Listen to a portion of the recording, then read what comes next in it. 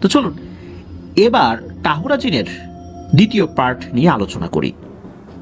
টাহুরা জিন এক ধরনের জিন যারা শুধু বাচ্চাদেরকে নিয়ে যায়, নিয়ে মেরে ফেলে। তো এর আগের ঘটনাটা তো আপনাদের মনেই আছে, আর আগের যে ঘটনাগুলো আমি যে এপিসোড নাম্বারগুলো বললাম এগুলো থেকে আপনারা শুনে আসতে পারেন যে আতিকুল ইসলাম আতিক ভাই কী ধরনের ঘটনা পাঠিয়েছিলেন। তো চলুন আজকের ঘটনায় যাই। আজকের ঘটনাটা ওনার পরিবার এমনকি ওনার নিজের সাথেও ঘটেছিল। ওনার ভাই, ওনার নিজের সাথে, ওনার পরিবারের সাথে ঘটেছিল এবং ঘটনাটি উনি ওনার দুই মায়ের কাছ থেকে শুনেছিলেন। দুই মা কেন সেটা আমরা বলবো, সেটা উনি নিজেই জানিয়েছেন। তো চলুন ঘটনায় চলে যাই। তো ঘটনার প্রথম অংশ ওনার বড় মা তিনি বলছেন। তো ওনার যিনি বড় মা, তার বিয়ে হওয়ার পর যখন ওনার প্রথম সন্তান ওনার গর্ভে আসে তখন স্বাভাবিকভাবেই সন্তান হয়, একটা ছেলে সন্তান হয় যার নাম রাখা হয় সাইফুল ইসলাম। আস্তে আস্তে বড় হচ্ছিল সেই সাইফুল ইসলাম। কিছুদিন যাওয়ার পরেই দেখা যায় অসুস্থতা, কিছু খেতে চাইতো না, শুধু কান্না করত। আর অল্প দিনে সে এতটা শুকিয়ে যায় যে তার হাড় চামড়া এক হয়ে যাচ্ছিল। আস্তে আস্তে তার চেহারাটা একেবারে খারাপ হয়ে যায় এবং 1 বছর বয়সে সাইফুল ইসলাম মারা যায়। পরিবারে নেমে আসে শোকের ছায়া। পরিবারের প্রথম সন্তান এভাবে মারা যাওয়ার কারণে পরিবারের সবাই খুবই কষ্ট পেয়েছিল, আর সেটাই স্বাভাবিক। তবে সময়ের সাথে সাথে আস্তে আস্তে সবকিছুই স্বাভাবিক হতে থাকে। মানুষ হারানোর বেদনাও আস্তে আস্তে মানুষ ভুলে যেতে থাকে। একটা সময় প্রকৃতির স্বাভাবিক নিয়মেই তার গর্ভে আবারও সন্তান আসে। যথারীতি সন্তান ভূমিষ্ঠ হয়, তার নাম রাখা হয় তাইজুল ইসলাম। ঠিক কিছুদিন যেতে না যেতেই আবারও একই ধরনের সমস্যা দেখা যায় এই তাইজুল ইসলামের সাথে। তার অবস্থা এতটা খারাপ হয়ে যায় যে আগের জন যিনি সাইফুল ইসলাম, সে তো 1 বছর বেঁচে ছিল, মাত্র অল্প কয়েকদিনের ব্যবধানে এই তাইজুল ইসলাম দুনিয়া ছেড়ে চলে যায়। আর এরপরেই এই যে আতিকুল ইসলাম আতিক ভাইয়ের বড় মা, তিনি অসুস্থ হয়ে যান। এমন অসুস্থ উনি কিছুই খেতে পারতেন না, শুকিয়ে কাঠ হয়ে যাচ্ছিলেন, শয্যাশায়ী হয়ে গিয়েছিলেন।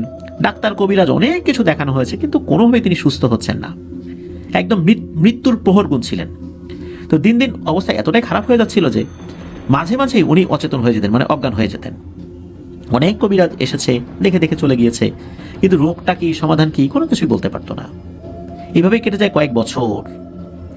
আর পরিবারের একমাত্র এই নারী সদস্যের এই করুণ অবস্থার কারণে পরিবারটা একদম ভেঙে পড়ে, যার ফলশ্রুতিতে উনি নিজে তার স্বামীকে আবার দ্বিতীয় বিয়ে করতে বলেন। তাছাড়া সন্তানাদি নাই, কি অবস্থা হবে? সবকিছু মিলিয়ে উনি নিজেই তার স্বামীকে দ্বিতীয় বিয়ের কথা বললেও ওনার স্বামী প্রথমে যদিও বা রাজি হচ্ছিলেন না, পরবর্তীতে উনি নিজেই বোঝান যে আপনি আর একটা বিয়ে করেন।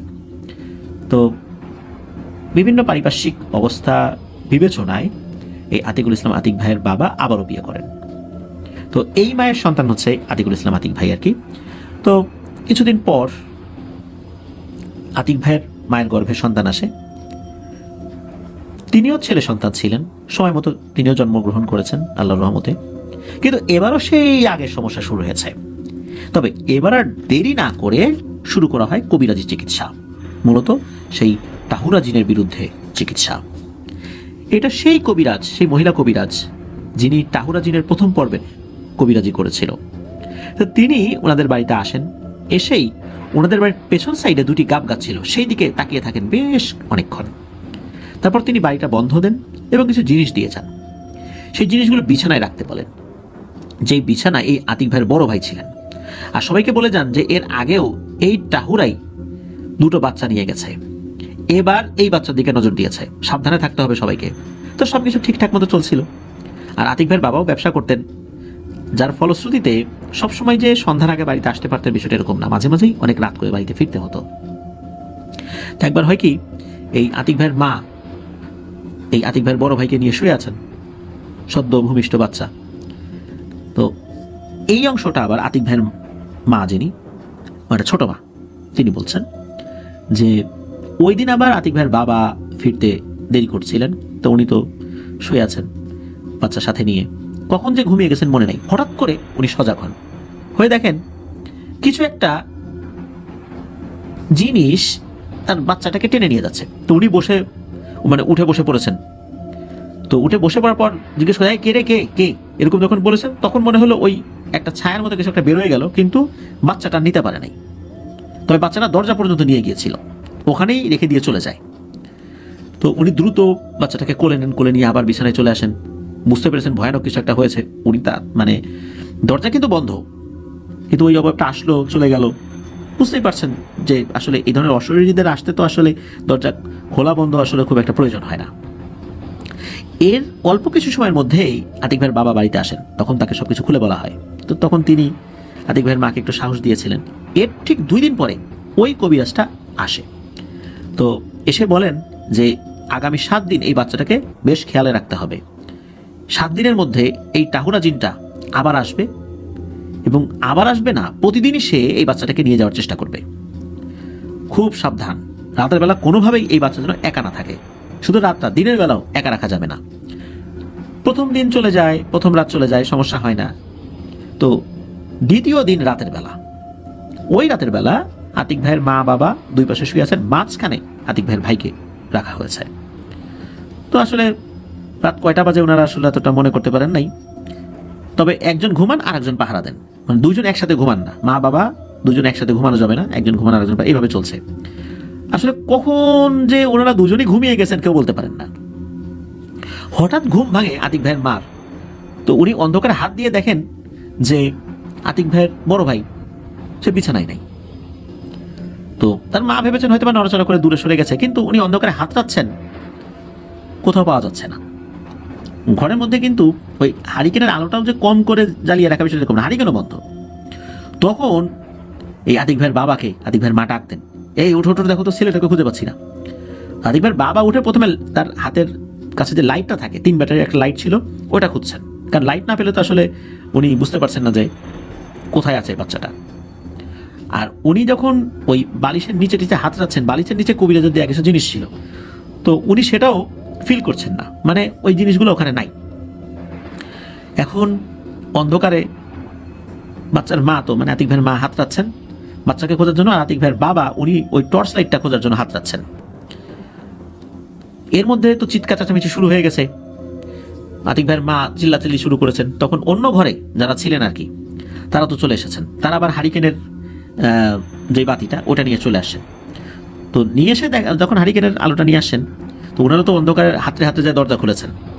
তখন হারিকেন আসার পরে দেখা যায় যে ওই যে কবিরাজ কিছু কিছু জিনিসগুলো দিয়েছেন, ওই জিনিসগুলো খাটের নিচে পড়ে আছে, আর যে লাইটটা, ওই লাইটটাও খাটের নিচে পড়ে আছে। এদিকে আতিক ভাইয়ের মা বাবা ওরা দুজন তো মনে হয় আকাশ থেকে পড়েন যে এই জিনিসগুলা খাটের নিচে আসলো কিভাবে, আরে বাচ্চাটা কোথায় গেল, বাচ্চা তো নাই। রাত তো তখন অনেক গভীর, কয়টা বাজে বোঝা যাচ্ছে না। ওই সময় আতিক ভাইয়ের বাবার 2 বন্ধু পাশের গ্রামের একটা মাহফিল শুনতে গেছিল, ওয়াজ মাহফিল, সেটা শেষ করে বাড়িতে আসছিল। বাড়িতে চিৎকার চেঁচামেচি শুনে তারাও দ্রুত চলে আসে, তাদের হাতে টর্চ লাইট ছিল। তো শুনে যায় ঘটনা, বাচ্চা নাই। তারাও তো খুঁজতে থাকে, আশেপাশে জঙ্গল টঙ্গল সব জায়গায় খুঁজতে থাকে, তো কোথাও খুঁজে পাওয়া যায় না। খুঁজতে খুঁজতে এই আতিক ভাইদের বাড়ির ধান রাখার জন্য যে এক ধরনের ডোল বলে, বাঁশের বানানো ডোল, এই ডোলের ওখানে এসে ওই 2 ডোলের মাঝখানে পাওয়া যায় এই আতিক ভাইয়ের ভাইকে। ডোলের চিপায় কাত করে শুয়ে রাখা, ঘুমিয়ে আছে, কান্নাকাটিও করছে না। কান্নাকাটি করলে তো শব্দ পাওয়া যেত, একদম শুয়ে, মানে শুয়ে ঘুমায় আছে আর কি। মনে হচ্ছে কেউ খুব সযত্ন এখানে রেখে গেছে আর কি।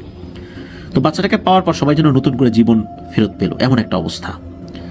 বাচ্চাটাকে ওখান থেকে তুলে আনা হয়। অনেকক্ষণ পরে বাচ্চাটার ঘুম ভাঙে। পরের দিন সকালবেলা সেই মহিলা কবিরাজ আবার চলে আসে ওনাদের বাড়িতে। তাকে কিন্তু কেউ খবর দেয় নাই। সেই 1988 সালের ঘটনা, তখন তো মোবাইল ছিল না, কিন্তু উনি যেন কিভাবে খবর পায়, বোঝাই যায় যে উনি ওনার জিনের মাধ্যমে খবর পেয়েছেন আর কি। তো উনি এসেই বলতে থাকে যে তোমাদেরকে বারবার করে সাবধান করলাম যে তোমাদের আগের বাচ্চা দুটোকে এই টাহুরা জিন শেষ করে দিল, এই বাচ্চাটাকেও নিয়ে যাবে। তারপর তোমরা দুজনেই ঘুমাই গেলা। আমার অনুগত জিনগুলো রাতের বেলায় আমাকে খবর দেয় যে এই টাহুরা ওই বাচ্চাটাকে নিয়ে যাচ্ছে, কিন্তু ওই রাতের বেলা আমি কেমনে আসবো? আর আমার অনুগত জিনদেরও কিছু সীমাবদ্ধতা ছিল, তারা এই টাহুরাকে কাছে গিয়ে আটকাতে পারছিল না। আর তোমাদের এই যে গাব গাছ, এই গাব গাছে টাহুরা থাকে, তোমাদের একটা মোহে ফেলে 2 জনকে ঘুম পাড়িয়ে দেয় টাহুরা জিন। আর ও কোনো একটা কলা কৌশল প্রয়োগ করে আমার জিনিসগুলো, যেই জিনিসগুলো তোমাদেরকে দিয়েছি সেগুলো কার্যকারিতা নষ্ট করে দেয়। আর এই লাইটটাও খাটের নিচে ফেলে দেয় ওই জিনিসগুলোর সাথে, যাতে করে তোমরা এই লাইট জ্বালিয়ে সহজে খুঁজে না পাও। আর লাইট খুঁজতে খুঁজতে ও তো বাচ্চা নিয়ে অনেক দূরে চলে যাবে। তো এই বাচ্চাটাকে সে কোলে নিয়ে যাচ্ছিল, কিন্তু আমার যে জিনগুলো দূর থেকে তারাও প্রভাব বিস্তার করছিল যাতে করে ও ওই বাচ্চাটাকে এবার নিতে না পারে, কিন্তু ওরা তো কাছে আসতে পারছিল না। এর মধ্যে তোমরা দুজন সজাগ হয়ে গেছো, আবার এর ভিতরে আরো দুজন লোক বাইরে থেকে চলে আসছে, খোঁজাখুঁজি শুরু করে দিছে। তখন চতুর্মুখী যে চাপ সৃষ্টি হলো, একদিকে মানুষের চাপ আর আরেকদিকে জিনেরাও নিতে দিচ্ছে না। তখন অবস্থা বেগতিক দেখে এই বাচ্চাটাকে এই দুই ডোলের মাঝখানে রেখে চলে গেছে। তখন কিন্তু আমার জিনেরা এই টাহুরাকে অনেক দোহাই দিছে যে বাচ্চাটাকে নিস না, নিস না, আগেও তো 2টা বাচ্চাকে মেরেছিস, কিন্তু কোনোভাবে সেই টাহুরা জিন শোনে না। মূলত আমার জিনেরা ওকে এইভাবে কথা বলে বলে ওকে আটকে রাখছিল, সময় ক্ষেপণ করছিল, যাতে করে আরেকটু বেশি সময় পার হয়, মানুষজন তাড়াতাড়ি চলে আসে। এবং সেটাই হয়েছে। ওরা এইভাবে কথা বলে বলে বিভিন্ন দোহাই দিয়ে দিয়ে ওর সময় নষ্ট করেছে, যার ফলশ্রুতিতে তোমরা চলে আসছো, তখন আর ওকে নিতে পারে নাই। তো এইভাবেই আমার জিনেরা এই বাচ্চাটাকে বাঁচানোর জন্য চেষ্টা করেছিল। তো যাই হোক, এখন 18 মাস তোমাকে নিরামিষ খেতে হবে, আপাতত এটাই তোমার কাজ। তো এগুলো বলে সেই মহিলা কবিরাজ বাড়ি বন্ধ দিয়ে চলে যায়। আর এই আতিক ভাইয়ের বাবাও রেগুলার নামাজ কালাম পড়তো, তাকেও কিছু দোয়া এবং নিয়ম শিখিয়ে দিয়ে যান। তো যাই হোক, তো এরপর ওনার আরেক ভাই জন্মগ্রহণ করেন, এরও বেশ কিছু বছর খানিক পরে। আর এরপরে এই আতিক ভাই জন্মগ্রহণ করেন। তবে আতিক ভাইয়ের সাথে এত সিরিয়াস কিছু না ঘটলে ওনার সাথে আংশিক কিছু ঘটেছে। ওনার জন্মের 2 দিন পর নাকি উনি হঠাৎ করে কালো কুচকুচে হয়ে গিয়েছিলেন, আর চোখ বন্ধ করে একটানা কান্না করতেন। অথচ উনি খুবই ফর্সা ছিলেন। জন্মের 1 দিন পরে, অর্থাৎ দ্বিতীয় দিনের দিন, উনি একদম কালো হয়ে যান, কুচকুচে কালো। আর প্রতি রাতে ওনার কান্নার কথা সকলেই জানতো, যে প্রতি রাত্রে উনি ভয়ঙ্করভাবে, মানে প্রথম রাতে তো কান্নাকাটি করেছেনই, দ্বিতীয় রাত্রে কান্নাকাটি করছেন, মানে সবাই বুঝে গেছিল যে রাতের বেলা হলেই সে এরকম কান্নাকাটি করবে, বিশেষ করে সন্ধ্যার পর থেকেই। তো একবার কি হয় যে কয়েকদিন পর ওনাদের এলাকার এক জামাই ওনাকে দেখতে আসেন, মানে আতিক ভাইকে, এসেই বলেন যে আরে একে তো টাহুরা জিনে ধরছে। তখন আতিক ভাইয়ের আব্বার বুঝতে বাকি রইল না, এবার আবারও এই আতিক ভাইয়ের সাথে সমস্যা শুরু হয়েছে। এখন আতিক ভাইয়ের বাবা তো এর আগের বার তো অনেক চেষ্টা করেছিলেন, বেশ কয়েকজন সন্তানও আল্লাহ নিয়ে গেছেন। সে টাহুরা জিন নিয়ে যাক, আল্লাহরই তো আসলে ইচ্ছা ছিল, নাহলে তো এটা হয় না, তাই না? তো যাই হোক, এখন আতিক ভাইয়ের বাবাও তো এটা সুরাহা চান। এখন কি করবেন এই মুহূর্তে? তারপর আতিক ভাইয়ের বাবা নিজেই ঝাড়ফুঁক করেন টানা 3 থেকে 4 ঘন্টা। এরপর আতিক ভাইয়ের কান্না থামে। তো যাই হোক, এবার আমরা আর একটা ব্যাপার বলি, যে ওনার বড় ভাই, ওই যাকে ডোলের চিপায় রেখে চলে গিয়েছিল, এই সালটা আসলে তো আরো অনেক আগের, আমরা বলেছি যে সেই 88 সালের দিকে। তো 2004 সালের দিকের কথা এখন বলি, সেই বড় ভাইয়ের কথা আর কি। তো ওই বড় ভাই কিন্তু এই আতিক ভাইয়ের মায়ের সাথেই ঘুমাতো, আর আতিক ভাই তার বাবার সাথে ঘুমাতেন। তো 2004 সালের দিকে রাত 2টো কি 3টার মতো হবে আনুমানিক। হঠাৎ করে ওনার বড় ভাই প্রচন্ড জোরে চিৎকার দেয়। চিৎকার শুনে বাড়ির সবাই তো জেগে যায়, বাড়ির অন্য ঘরে যারা শুয়েছিল তারা দ্রুত ওইখানে চলে যায়। গিয়ে দেখা যায় যে ওই বড় ভাই টিনের চালের দিকে এক দৃষ্টিতে তাকিয়ে আছেন, আর ভয়ে ঠক ঠক ঠক ঠক করে কাঁপছে। আতিক ভাইয়ের বাবা তো গিয়ে তাকে জড়িয়ে ধরেছেন এবং নির্ভয় দেন, বাবা ভয় নাই, আমরা আছি তো তোমাদের সাথে। তখন দোয়া পড়ে তাকে ফু দেওয়া হয়। তো কিছুক্ষণ পর তার অবস্থা স্বাভাবিক হয়, কিন্তু তিনি যা বলেন এটা শুনে তো সবাই খুব ভয় পেয়ে যান। উনি বলেন যে সবাই ঘুমিয়েছিলেন, হঠাৎ করে ওনার ঘুম ভেঙে যায়। উনি দেখেন টিনের চালের ফাঁকা দিয়ে ছোট্ট একটা আলো ঘরের মধ্যে ঢুকলো, যেমনটা জোনাকি পোকার আলো হয়, ছোট্ট একটা আলো। ওই আলোটা আস্তে আস্তে ওনার দিকে আসে এবং আস্তে আস্তে বড় হচ্ছে। বড় হতে হতে একটা মানুষের রূপ নেয়, কিন্তু তার মুখটা মানুষের মতো ছিল না। মুখে কোনো চোখ নেই, নাক নেই, আছে শুধু একটা মুখ, সেটা অনেক বড়। তো এসে তাকে বলে যে তোকে তো অনেকবার নিয়ে যাওয়ার চেষ্টা করেও পারি নাই, তো চল আমার সাথে এবার চল। এরপর তাকে শূন্যে ভাসিয়ে নিয়ে যাচ্ছে। তো এরপরে উনি একটা চিৎকার দিয়েছেন। যখন চিৎকার দিয়েছেন তখন ওই যে অবয়বটা আবার আস্তে করে ছোট্ট হয়ে গেল, জোনাকি পোকার মতো আলো হয়ে ওই টিনের চালের ওই ছিদ্র দিয়ে চলে গেল। তো সবাই খেয়াল করলেন যে এই আতিক ভাইয়ের ওই বড় ভাইয়ের হাতে প্রচন্ড জোরে চাপ দিয়েছিল, সেই দাগটা তার হাতে স্পষ্ট হয়েছিল ওই সময়ও। আতিক ভাইয়ের বাবা তো সাথে সাথে তাকে দোয়া দরুদ পড়ে ফু দেন। ওই রাত্রে আর কারো ঘুম হয় নাই। তবে এরপরে ওনার সাথে আর কোনো ধরনের সমস্যা ওইভাবে হয়নি। তো এই যে টাহুরা জিনের ঘটনাগুলো আতিক ভাই আগে আমাদেরকে পাঠিয়েছেন এবং ওনার নিজের পরিবারের সাথে ঘটে যাওয়া ঘটনা সেটাও বললেন। প্রিয় লিসেনার্স, এই ধরনের বাচ্চা খেকো জিন, তাদের হাত থেকে খুব সাবধান থাকতে হয়। শুধু যে গ্রামে এগুলো থাকে তা কিন্তু না, শহরেও থাকে। আমাদের ছোট ছোট ভুলের কারণে কিন্তু আমরা আমাদের এই সন্তানদেরকে হারিয়ে ফেলি।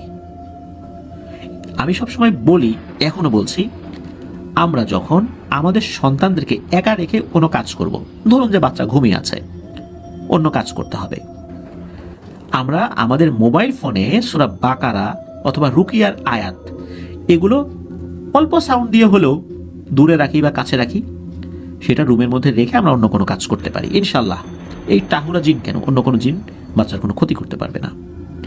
ওরা কিন্তু এরকম সুযোগ সন্ধানী হয়ে থাকে, যখনই সুযোগ পাবে তখনই কিন্তু ক্ষতি করবে, আর এটা ওদের কাজ।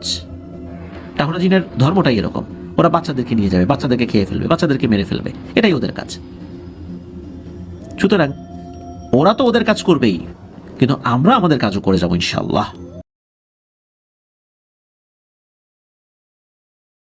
চলো ঘটনাতে চলে যাই। প্রথম যে ঘটনাটি, এই ঘটনাটি ঘটেছিল 2005 সালের দিকে। ঘটনাটির স্থান তেলিগাতি ইউনিয়নের একটি গ্রামে, আর ঘটনা যার সাথে ঘটেছিল তার নাম হচ্ছে তানিশা আক্তার। তো 2005 সালে এই তানিশা আপু ক্লাস 10-এ লেখাপড়া করতেন। ঘটনাটি শুরু হয় যেখান থেকে, একদিন এই তানিশা আপু আসরের আজানের কিছুক্ষণ পর তার এক বান্ধবীর বাসায় রওনা করেন, কারণ তার একটা ক্লাসের বইয়ের ক্রাইসিস ছিল।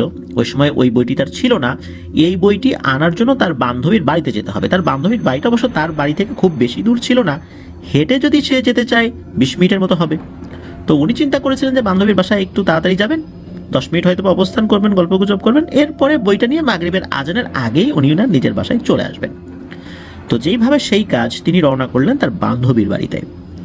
যথারীতি তিনি পৌঁছেও গেলেন তার বান্ধবীর বাড়িতে, 10-15 মিনিট সর্বোচ্চ বসেছিলেন। এরপরে আবার উনি বইটা নিয়ে রওনা করলেন তার বাসার দিকে। গ্রামের মেঠো পথ ধরেই তো তাকে যেতে হবে। তো তিনি যতক্ষণে বান্ধবীর বাসা থেকে রওনা করেন ততক্ষণ কিন্তু একদম মাগরিবের আজানের আগ মুহূর্তে আর কি, তখন আজান দেয় নাই।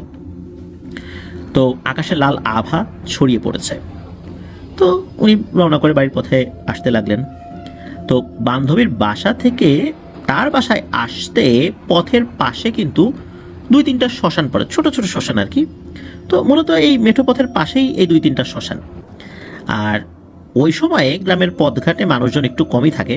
তো তানিশা আপু পথ দিয়ে হেঁটে হেঁটে আসছিলেন। যখন তিনি শ্মশানের কাছ দিয়ে আসছিলেন তখন রাস্তায় তেমন কোনো মানুষজন ছিল না, ওই রাস্তাতে এমনিতেই মানুষজন একটু কম হাঁটে। তো তার মনের মধ্যে একটু ভয় ভয় কাজ করছিল। ভূতের ভয় বিষয়টা এরকম না, কারণ উনি একা একা একটা মেয়ে রাস্তা দিয়ে হেঁটে আসছেন, এই সময় যদি কোনো খারাপ লোকজন ওদিক দিয়ে যায় একটু তো ভয় কাজ করে, তাই না? তো ওই ভয়টাই কাজ করছিল তার মনের মধ্যে। আর চারদিকে তো অন্ধকার নেমে আসছে, আবার শ্মশানের পাশ দিয়ে যাচ্ছেন, এমনিতেও তো একটু গা ছমছম করবে, তবে ওই গা ছমছম করার যে ভয়টা এটা তার মনের মধ্যে কম কাজ করছিল, কারণ তিনি ভূতের ভয় থেকে মানুষের ভয়টাকে বেশি প্রাধান্য দিচ্ছিলেন। তো ভয়ে ভয়ে উনি বাসায় পৌঁছে গেলেন, প্রতিমধ্যে কোনো সমস্যা হয়নি। আর ওই শ্মশানের পাশ দিয়ে যাওয়ার সময় উনি যে অস্বাভাবিক কোনো কিছু দেখেছিলেন বা অস্বাভাবিক কোনো কিছু ফিল করেছিলেন সেটা এরকমও না, তবে একটু মনের মধ্যে একটু কেমন কেমন করছে, যেটা আমাদেরও করে, সবারই করে, ওইটাই আর কি। তো যাই হোক, উনি বাসায় আসলেন। বাড়ির লোকজন যখন শুনলেন যে সন্ধ্যার সময় উনি শ্মশানের পাশ দিয়ে আসছেন আর কি, তো বাড়ির লোকজন এই বিষয় নিয়ে খুব একটা গুরুত্ব না দিলেও ওনার বাবা কিছু সূরা পড়ে তাকে ফু দিয়ে দেন। এইভাবেই কয়েকদিন পার হয়ে যায়। কয়েকদিন পরেই একটা ভয়াবহ ঘটনা তার সাথে ঘটতে থাকে। হঠাৎ করে এই তানিশা আপুর মাথার চুলে জট পড়া শুরু হয়। একটু একটু করে এই আপুর সম্পূর্ণ মাথার চুলে ভয়ঙ্কর জট পড়ে যায়। এমন অবস্থা দেখে তো এই তানিশা আপুর পরিবার সবাই ভয় পেয়ে যায়। তার প্রথমত কি করবে বুঝে উঠতে পারছে না।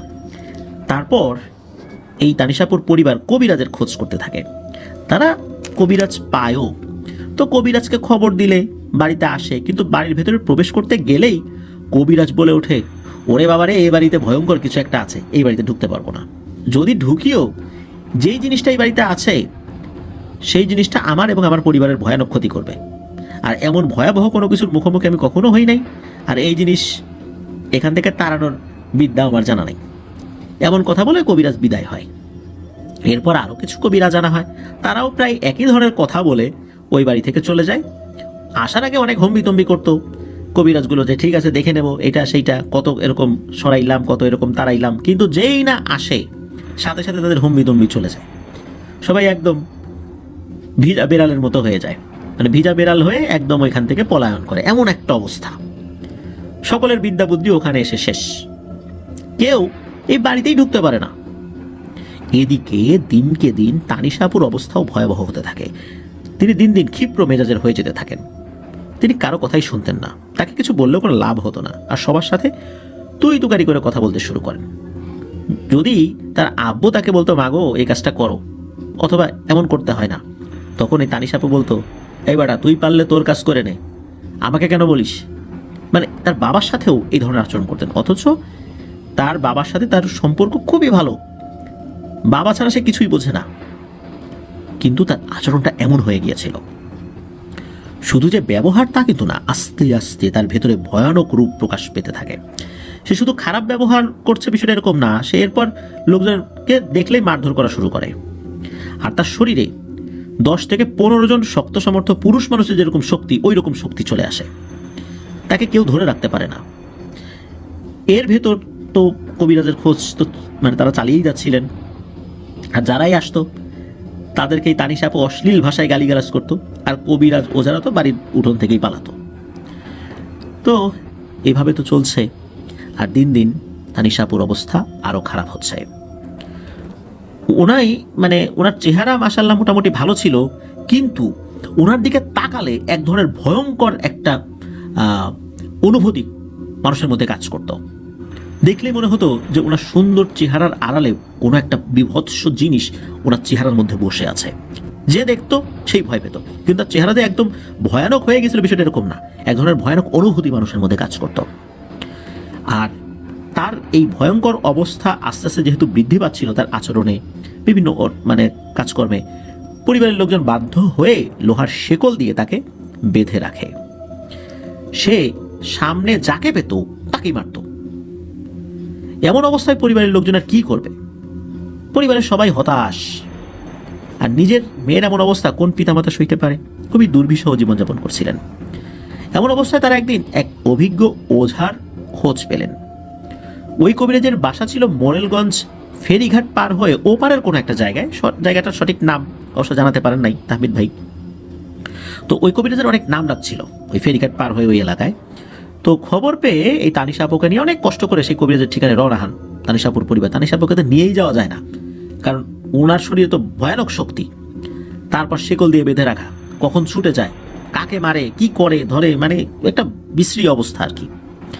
আর ওই কবিরাজ আবার কারো বাসায় গিয়ে চিকিৎসা করতেন না। যে হয় না যে আমরা গল্পের মধ্যে বা ঘটনার মধ্যে বলি যে তার কাছে নিয়ে যাওয়া হলো, তখন কবিরাজ বললেন যে আমি তো এখান থেকে কিছু বলতে পারবো না, আপনার বাসায় গিয়ে দেখতে হবে। ওই কবিরাজ কারো বাসায় যেতেন না, যা করার ওখান থেকে উনি করলে পারতেন, না হলে কোথাও যেতেন না, কেমন একটা অবস্থা। তো তানিশাপুর এই ভয়ঙ্কর অবস্থা সত্ত্বেও সেই কবিরাজের কাছেই নিয়ে যাওয়া হয়। তো অনেক কষ্ট করেই মূলত যেতে হয়েছিল। যাওয়ার পথে বিভিন্ন বাধা বিঘ্ন অতিক্রম করে তারপরেই মূলত সেখানে তারা পৌঁছান। কবিরাজের সাথে দেখা করে সমস্ত ঘটনা খুলে বলেন। তো সবকিছু শুনে এবং তানিশাপুর এই ভয়ানক অবস্থা দেখে কবিরাজ একটু ভয়ও পেয়ে যান। একটা পর্যায়ে কবিরাজ বলেন যে আপনারা চলে যান, ওর এই কাজটা আমি করতে পারবো না। এত বড় মাপের একজন কবিরাজ হয়েও তিনি ভয় পাচ্ছিলেন।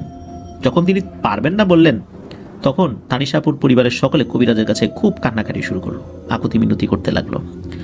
খুব অনুনয় বিনয় করে বলার পর কবিরাজের মনে কিছুটা দয়া হলো। এরপর কবিরাজ বললেন, আচ্ছা এটা তো খুবই দুরূহ একটা কাজ, তবুও আমি আসলে কথা দিতে পারছি না, আপনারা আজকের রাতটা আমার এখানেই থাকেন, আমি দেখি আজকের রাত্রে আমি কি তথ্য পাই। যদি আমি ন্যূনতম আপনাদের উপকার করতে পারি, আমি কথা দিলাম আমি জীবন বাজি রেখে কাজটা করব। আর যদি দেখি যে না, এটা আমার পক্ষে একদমই সম্ভব না, তাহলে আপনাদেরকে ফেরত যেতে হবে। কিন্তু আবারও বলছি, আমার জানার মধ্যে আমার ওস্তাদ যতটুকু শিখিয়েছেন, আমি যদি ন্যূনতম উপকার করার সুযোগ আপনাদের থাকে, আমি অবশ্যই সেটা করব। তো এটা কিন্তু কবিরাজ জানান। কবিরাজের এই কথা শোনার পর পরিবারের সদস্যরা একটু আশার আলো দেখেন, কিন্তু তারপরও কবিরাজ আবার বলে দেন যে আমি পারবো কি পারবো না, এটা কিন্তু নির্ভর করবে আরও কিছু তথ্যের উপরে। আপনারা অপেক্ষা করেন, আগামীকাল সকালে আমি চূড়ান্তভাবে জানাতে পারবো কাজটা আসলে আমি করব কি করব না। সফল হওয়া না হওয়া সেটা আল্লাহর হাতে, কিন্তু আমি কাজটা শুরু করতে পারবো কি পারবো না সেটা শুধু জানাবো। তো যাই হোক, তানিশাপুর পরিবার রাজি হয়ে যান। ওই বাড়িতেই ওই কবিরাজ থাকার ব্যবস্থা করে দেন। তো ওখানে তানিশাপুর আচার আচরণ যে খুব যে আক্রমণাত্মক ছিল বিষয়টা এরকম না, অস্বাভাবিকতা ছিল তার মধ্যে, তবে ওখানে মোটামুটি স্বাভাবিক অবস্থায় উনি ছিলেন। তো পরের দিন সকালবেলা তানিশাপুর পরিবারের লোকদেরকে কবিরাজ ডেকে বললেন, আপনাদের এই কাজটা আমি চেষ্টা করতে পারি, সফল করানোর মালিক আল্লাহ তাআলা। তবে মনে রাখবেন, যখন আমি কাজটা শুরু করব, এই তানিশার মাথার চুলের জট আমার কাটা শুরু করতে হবে। আর যখন জট কাটা শুরু করব, ওই সময় বিশাল একটা ভয়ঙ্কর সাপ আসবে। আর এত বড় সাপ আপনারা আগে কখনো দেখেননি, এটা আমি বলতে পারি। তবে ভয় পাবেন না, এই সাপ কারো ক্ষতি করবে না। সে এসে এই তানিশার চারপাশে 7টা পাক খাবে, তার মানে 7 বার ঘুরবে, এরপর সে চলে যাবে। আপনাদের ভয়ও দেখাবেন না, আপনারা ভয়ও পাবেন না। তবে যদি কেউ ভয় পেয়ে পালিয়ে যান, তাহলে কিন্তু ভয়ানক বিপদ। ওই সাপটা তাকে গিয়ে ধরবে আর তাকে সাথে সাথে মেরে ফেলবে। তো এখন আপনারা বলেন কি করবেন? তানিশাপুর পরিবার তো তাদের মেয়ের জন্য সবকিছু করতে রাজি ছিলেন, তারা রাজি হয়ে যান। তো ওই কবিরাজ মূলত তার জিনের মাধ্যমে জানতে পেরেছিলেন যে আসলে এটা কিভাবে হয়েছে এবং কিভাবে তাড়াতে হবে বা কিভাবে কাজটা করতে হবে। তো কবিরাজ তো কাজ শুরু করেছেন। কবিরাজ এই তানিশাপুকে একটা বৃত্তের মাঝে বসিয়ে দিলেন, তবে বেশ বড় একটা বৃত্ত করেছিলেন, বেশ বড়, মানে একদম ছোটখাটো বৃত্ত বিষয়টা এরকম না। তানিশাপু যেখানে বসেছেন সেখান থেকেও আরো বেশ খানিকটা দূরে গিয়ে একটা বড় বৃত্ত করেছেন। এরপর কবিরাজ তিনি রুকিয়া শুরু করেছেন। রুকিয়া শুরু করে উনি যখনই এই তানিশাপুর মাথার জটগুলো কেচি দিয়ে কাটা শুরু করেন, সেই মুহূর্তে কোত্থেকে ফোঁস ফোঁস শব্দ করতে করতে মস্ত বড় একটা কালো কুচকুচে সাপ এসে সকলের সামনে উপস্থিত হয়। এমন বড় সাপ দেখে সবাই তো ভয়ে চিল্লাপাল্লা শুরু করে দিয়েছেন, কারণ এরকম ভয়ঙ্কর সাপ কেউ কখনোই দেখেনি। এটা না কিংকোবরা সাপ, না অজগর সাপ, এটাতে কি সাপ কেউ কিছু বলতে পারে না, তবে খুবই ভয়ঙ্কর একটা সাপ। তবে এই সাপটা কাউকে আঘাত করছে না বা ছবল দিচ্ছে না। এই যে বৃত্ত, এই বৃত্তের চতুর্দিকে বৃত্তাকারে ঘুরছে। তবে এই সাপটি প্রথমে এসেই তানিশাপুর দিকে এক নজরে প্রায় 2-3 মিনিট তাকিয়ে থাকে। তার চোখগুলো ছিল লাল টকটকে, মনে হচ্ছে কোন একটা লাল লাইট জ্বলছে এখানে। এরপরে যখন মানে পাক দিতে থাকে, এই সাপটি যখন ঘুরছিল, তখন সাপটি নাকি যখন একবার এক চক্কর দিচ্ছে, যেখান থেকে ঘোরা শুরু করেছিল, আবার যখন তার সাপের মাথাটা ওই জায়গায় পৌঁছাচ্ছিল, তখনও তার লেজ শেষ হয় নাই। তার মানে সাপটা এত বড় ছিল। এক পাক পুরোপুরি দিলেও এই বিশাল বৃত্তটা এই সাপটা পুরোপুরি শেষ করতে পারছে না। তার বডিটা মানে লেজও শেষ হচ্ছে না, তার আগেই মাথা পার হয়ে লেজ পার হয়ে চলে যাচ্ছে, এমন একটা অবস্থা। তো সাপটি এক এক করে 7টি পাক ঘুরে যেদিক থেকে এসেছিল ওইদিকে কোথায় গেল, মিলিয়ে গেল। এরপর কবিরাজ তানিশাপুর চুলগুলো খুব সুন্দর করে কেটে দিলেন, যেখানে যেখানে জট ছিল সেখানে কেটে দিলেন। আসলে পুরো মাথায় জট হয়ে গেছিল, এমন একটা অবস্থা ছিল যে যেভাবে কেটে দিয়েছেন খুবই একটা বিশ্রী অবস্থা লাগছিল। পরবর্তীতে উনি পুরো মাথাটা টাক করে দেন আর কি, যাতে করে ওই জায়গায় জায়গায় চুল নাই, খুব একটা বাজে দেখা যাচ্ছিল আর কি। তখন কবিরাজ বলেন যে আস্তে আস্তে আপনাদের মেয়ে ইনশাল্লাহ সুস্থ হয়ে যাবেন, আল্লাহ তাআলা আমার কাজটা সফল করেছেন আলহামদুলিল্লাহ। আসলে সব কিছুর মালিক আল্লাহ তাআলা, আমি ওসিলা মাত্র। আপনার মেয়েটির ভাগ্য অনেক ভালো। তো এইভাবে যদি এই মেয়েটা আরও কিছুদিন থাকতো, ওর শরীরের ভিতরে সব কিছু খেয়ে ফেলতো। আর এই সাপটা হচ্ছে শ্মশান মনসা সাপ। মূলত এক ধরনের ভয়ঙ্কর জিন শ্মশানে থাকে, এরা অধিকাংশ সময় সাপের রূপে থাকে, এই জন্য এদেরকে শ্মশান মনসা বলা হয়। আর সন্ধ্যার সময় ওই দিক দিয়ে আসার সময় এই শ্মশান মনসা ওর দিকে নজর দিয়েছে, আর তারপরই মূলত ওর উপর ভর করেছে। মূলত মাগরিবের আজান হয়ে গেলে যদি ওই দিক দিয়ে আসতো তাহলে খুব একটা সমস্যা ছিল না, কিন্তু ও একদম কালী সন্ধ্যায় ওই দিক দিয়ে হাঁটা শুরু করেছিল, যার কারণে এই সমস্যাটা হয়েছে। তো যাই হোক, এই জিনেরা যদি কারো উপর একবার আসর করে তাকে শেষ না করে ছাড়ে না। আর আরো একটা অদ্ভুত ব্যাপার হলো যে এই জিনটা কোনো কিছু চায় নাই, কিন্তু এরা কিন্তু অনেক সময় অনেক কিছু চায়, যদি একদম ছেড়েই যেতে চায় অনেক কিছু চায়, যেগুলো দেয়াটা অনেক কঠিন, কিন্তু এ কিছু চায় নাই, এমনিতেই চলে গেছে। তবে কেন চায় নাই কবিরাজ এটা আসলে ব্যাখ্যা করে না, যেহেতু কিছু চায় নাই এমনি চলে গেছে। এরপর কবিরাজের কাছ থেকে আপুর পরিবার বিদায় নেন।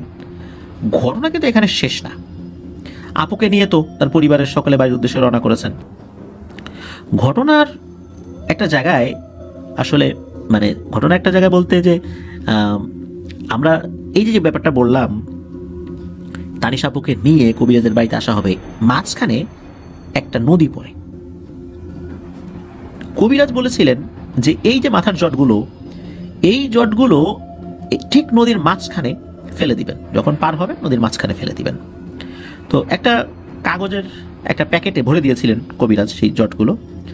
তো যখন নদী পার হচ্ছিলেন একটা ইঞ্জিন চালিত বোটে উঠেছিলেন ওই জায়গায় এসে, যখনই নদীর ঠিক মাঝ বরাবর এসে পৌঁছান তো ওই চুলগুলো বের করে নদীতে ফেলে দেন। নদীতে ফেলে দেওয়ার সাথে সাথে ওই বোটের ইঞ্জিন বন্ধ হয়ে যায়। অনেকবার চেষ্টা করেও কোনো লাভ হয় না, ইঞ্জিন স্টার্টই দিচ্ছিল না। অথচ ইঞ্জিনে কোনো সমস্যা ওই যিনি চালক, নৌকার চালক বা মাঝি, উনি বুঝতে পারছেন না কি সমস্যা, সব তো ঠিকঠাকই আছে।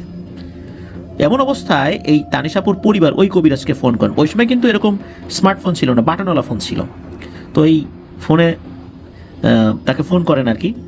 তো কবিরাজকে বর্ণনা করে যে এই এরকম একটা সমস্যায় পড়েছি, এখন নৌকা তো চলে না, ইঞ্জিন তো স্টার্ট নিচ্ছে না, আমরা কিভাবে পার হব।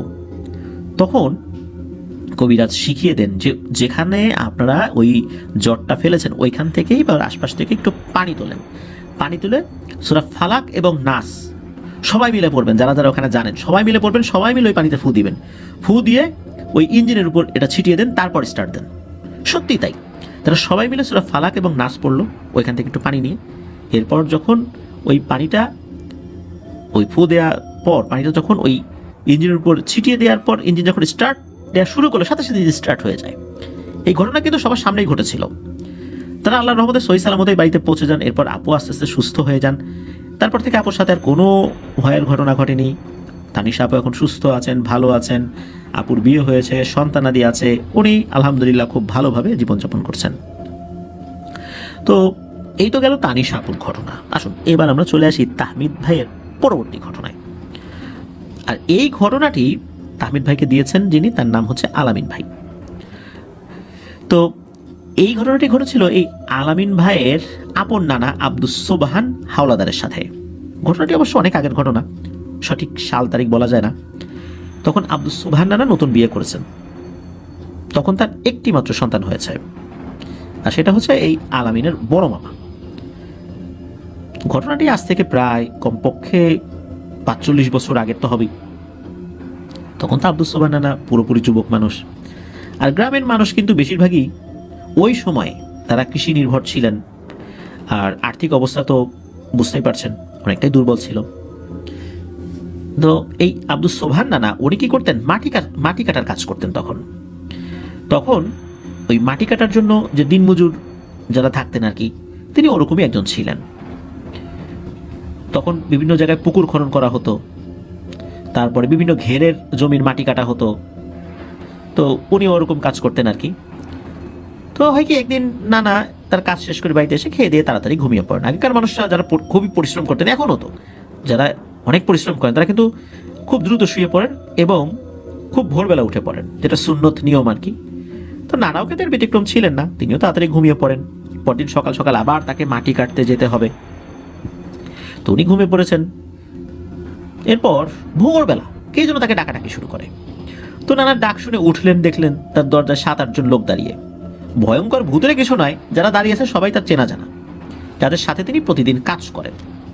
তাদের ব্যাপারটা কি, কেউ যখন একজন কাজ পায় তার পরিচিত আরো ১০ জনকে ডেকে নিয়ে আসে, যে আমার পরিচিত লোক আছে তাদেরকে নিয়ে কাজ করব।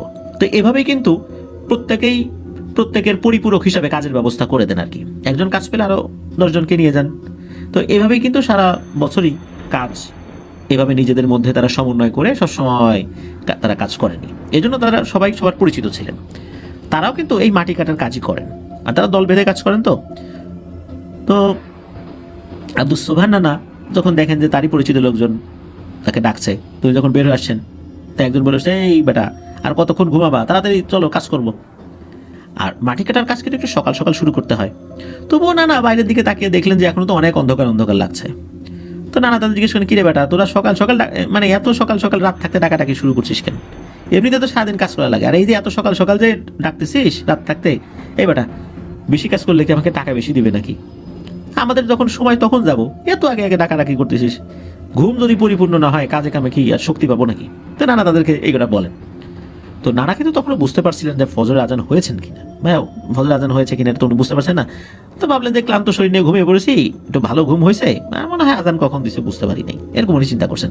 নানা তাদের সাথে আর কোনো কথা না বাড়িয়ে বলে যায়, তারা তোরা আমি আসতেছি, এই বলে ওনার যে কোদাল খুন্তা ঝুড়ি যেটা আর কি, ওটা নিয়ে তাদের সাথে রওনা দিয়েছেন। চিন্তা করে যে ওদের সাথে হাঁটতে হাঁটতে সকাল হয়ে যাবে। তো আব্দুস সোবহান নানা তো চোখ মুছতে মুছতে তার সাথে যাওয়া শুরু করেছেন আর কি।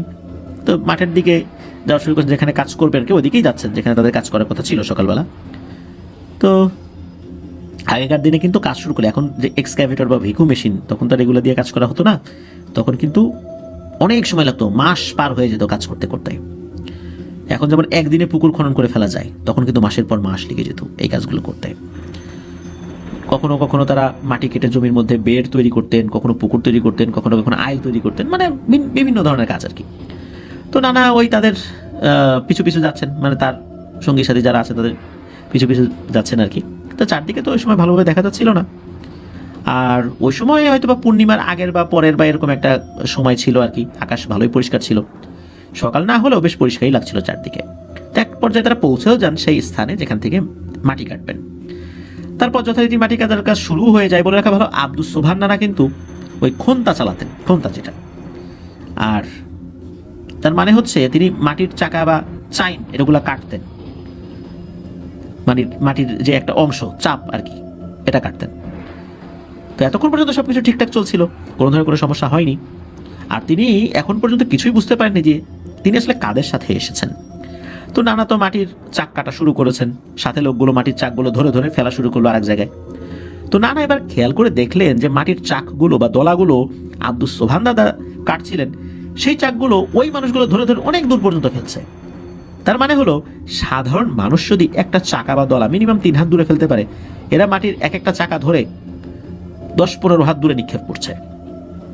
এমন অবস্থা দেখে নানা ভাবলেন, এ কি অবস্থা রে, ওরা প্রতিদিন চাকা এত দূর যত দূর ফেলে তাও কষ্ট হয়ে যায়, আজ ওরা এত দূরে নিক্ষেপ করছে, ব্যাপারটা কি? আব্দুস সোবহান হাওলাদার নানা উনি তো এমনিতেই বিচক্ষণ মানুষ ছিলেন, তাছাড়া গ্রামের মানুষ কিন্তু জিনভূত সম্পর্কে মোটামুটি ভালোই ধারণা ছিল। তার কিন্তু সন্দেহ হয় যে আসলে কারা। ওইদিকে ওই যারা মাটি কাটছে ওরা একটু পর পর নানার হাতের খোন্তা চাচ্ছে, দেই সোবহান, এই দে তোর খোন্তাটা দে। তো আব্দুস সোবহান নানা উনি চিন্তা করছেন, কি ব্যাপার, এই বেটাগুলো আমার কাছে এসে বারবার এই খোন্তা চায় কেন? আর ওরা আবার এসে বলছে, এই সোবহান দে রে খোন্তাটা আমার কাছে দে রে, তোর অনেক কষ্ট হচ্ছে, দে আমি কাটি। তো এমন করে আলগা দরদ দেখাচ্ছে। নানা তো খুবই বিচক্ষণ, উনি তো বুঝতে পেরেছেন যে ঘটনাটা কি। উনি মনে মনে ভাবছেন, হ্যাঁ খোন্তাটা তোমাদের কাছে দেই, আর তোমরা সবাই মিলে এই মাটির মধ্যে আমাকে একদম ঢুকিয়ে দাও, তাই না, আর মেরে ফেলো। উনি মনে মনে এটা ভাবছেন, কিন্তু সমস্যা কি, উনি এদের কাছ থেকে কিভাবে বের হবেন? আর উনি যেটা বুঝেছেন ওদেরকে তো বুঝতে দেওয়া যাবে না। নানা দেখছেন যে এরা যে এই এতক্ষণ ধরে এই মাটির চাকাগুলো বা দলাগুলো দূরে দূরে ছুঁড়ে মারছে, এরা না বিন্দুমাত্র ক্লান্ত হয় নাই। স্বাভাবিকভাবে এই কাজগুলো তো বেশ পরিশ্রমের কাজ, তাই না? তো যাই হোক, নানা তো চিন্তা করছেন যে আল্লাহ রে, কিভাবে বের হই এখান থেকে। যত যাই হোক, অন্তত ফজরের আজান পর্যন্ত এদেরকে বুঝতে দেওয়া যাবে না। ফজরের আজান দিলে এরা এখানে থাকবে না, এটা নিশ্চিত। নানা তো জানতেন এই ব্যাপারগুলো। তো নানা এভাবে উনি খোন্তাটা হাত থেকে ছাড়ছেন না, কিন্তু এরা একটু পর পর এসে খোন্তা চায়, কিন্তু খোন্তাতে তার কাছ থেকে হাত থেকে কেড়ে নেবে এটা করে না। এভাবে করতে করতে একসময় দূর থেকে ফজরের আজানের ধ্বনি ভেসে আসে। আর তখনই ওই লোকগুলো, মানে তার যে পরিচিত লোকগুলোর বেশ ধরা যারা, ওরা সকলে একসাথে বলে ওঠে, বেঁচে গেলি রে সোবহান, বেঁচে গেলি, শুধু একবার খোন্তাটা দিতি রে আমাদের হাতে, তারপর দেখতি মজা। তোকে কি করতাম। এ কথা বলার সাথে সাথে ওই মানুষরূপী অবয়বগুলো হাওয়ায় মিলিয়ে গেল চোখের সামনে। আব্দুস সোবহান নানা এতক্ষণ সাহস ধরে রাখলেও এমন পরিস্থিতিতে তিনি খুবই ভয় পেয়েছিলেন। আসলে অনেকক্ষণ ধরে তো ওদেরকে এভাবে ভুলিয়ে ভালিয়ে রেখেছিলেন।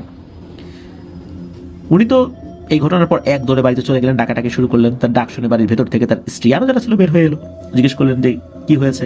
তখন আব্দুস সোবহান নানা বলেন যে এই ব্যাপার, আমার সাথে তো এই ঘটনা ঘটেছে।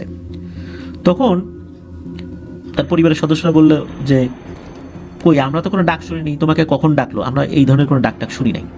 মূলত এটা জিনেদের একটা মায়াজাল ছিল।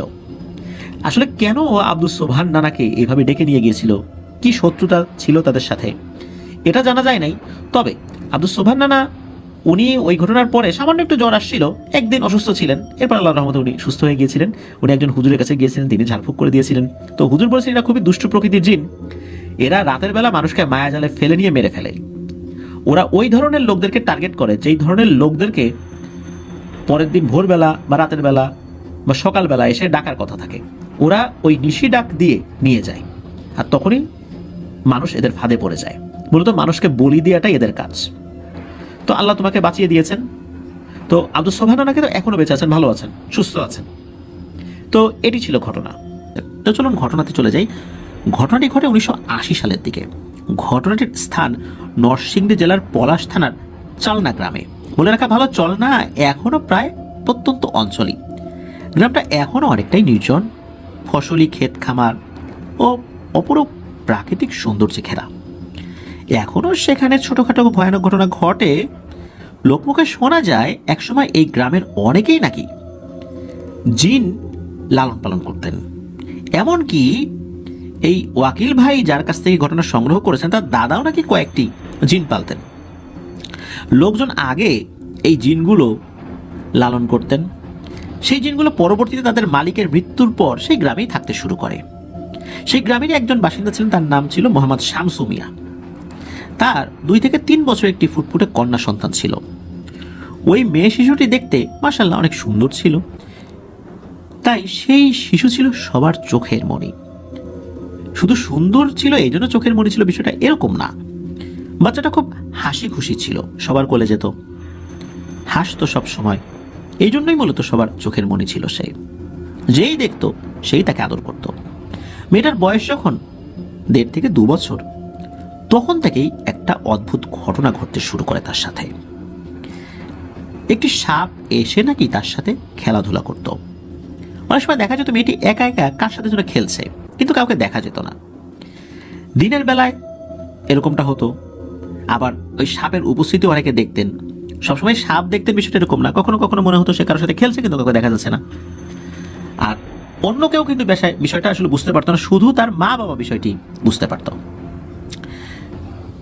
এছাড়া কিন্তু অন্য কোনো ধরনের কোনো সমস্যা ছিল না। একদিন হয়েছে কি, শামসু মিয়া তার কাজ শেষ করে সন্ধ্যার দিকে বাড়িতে চলে আসছেন।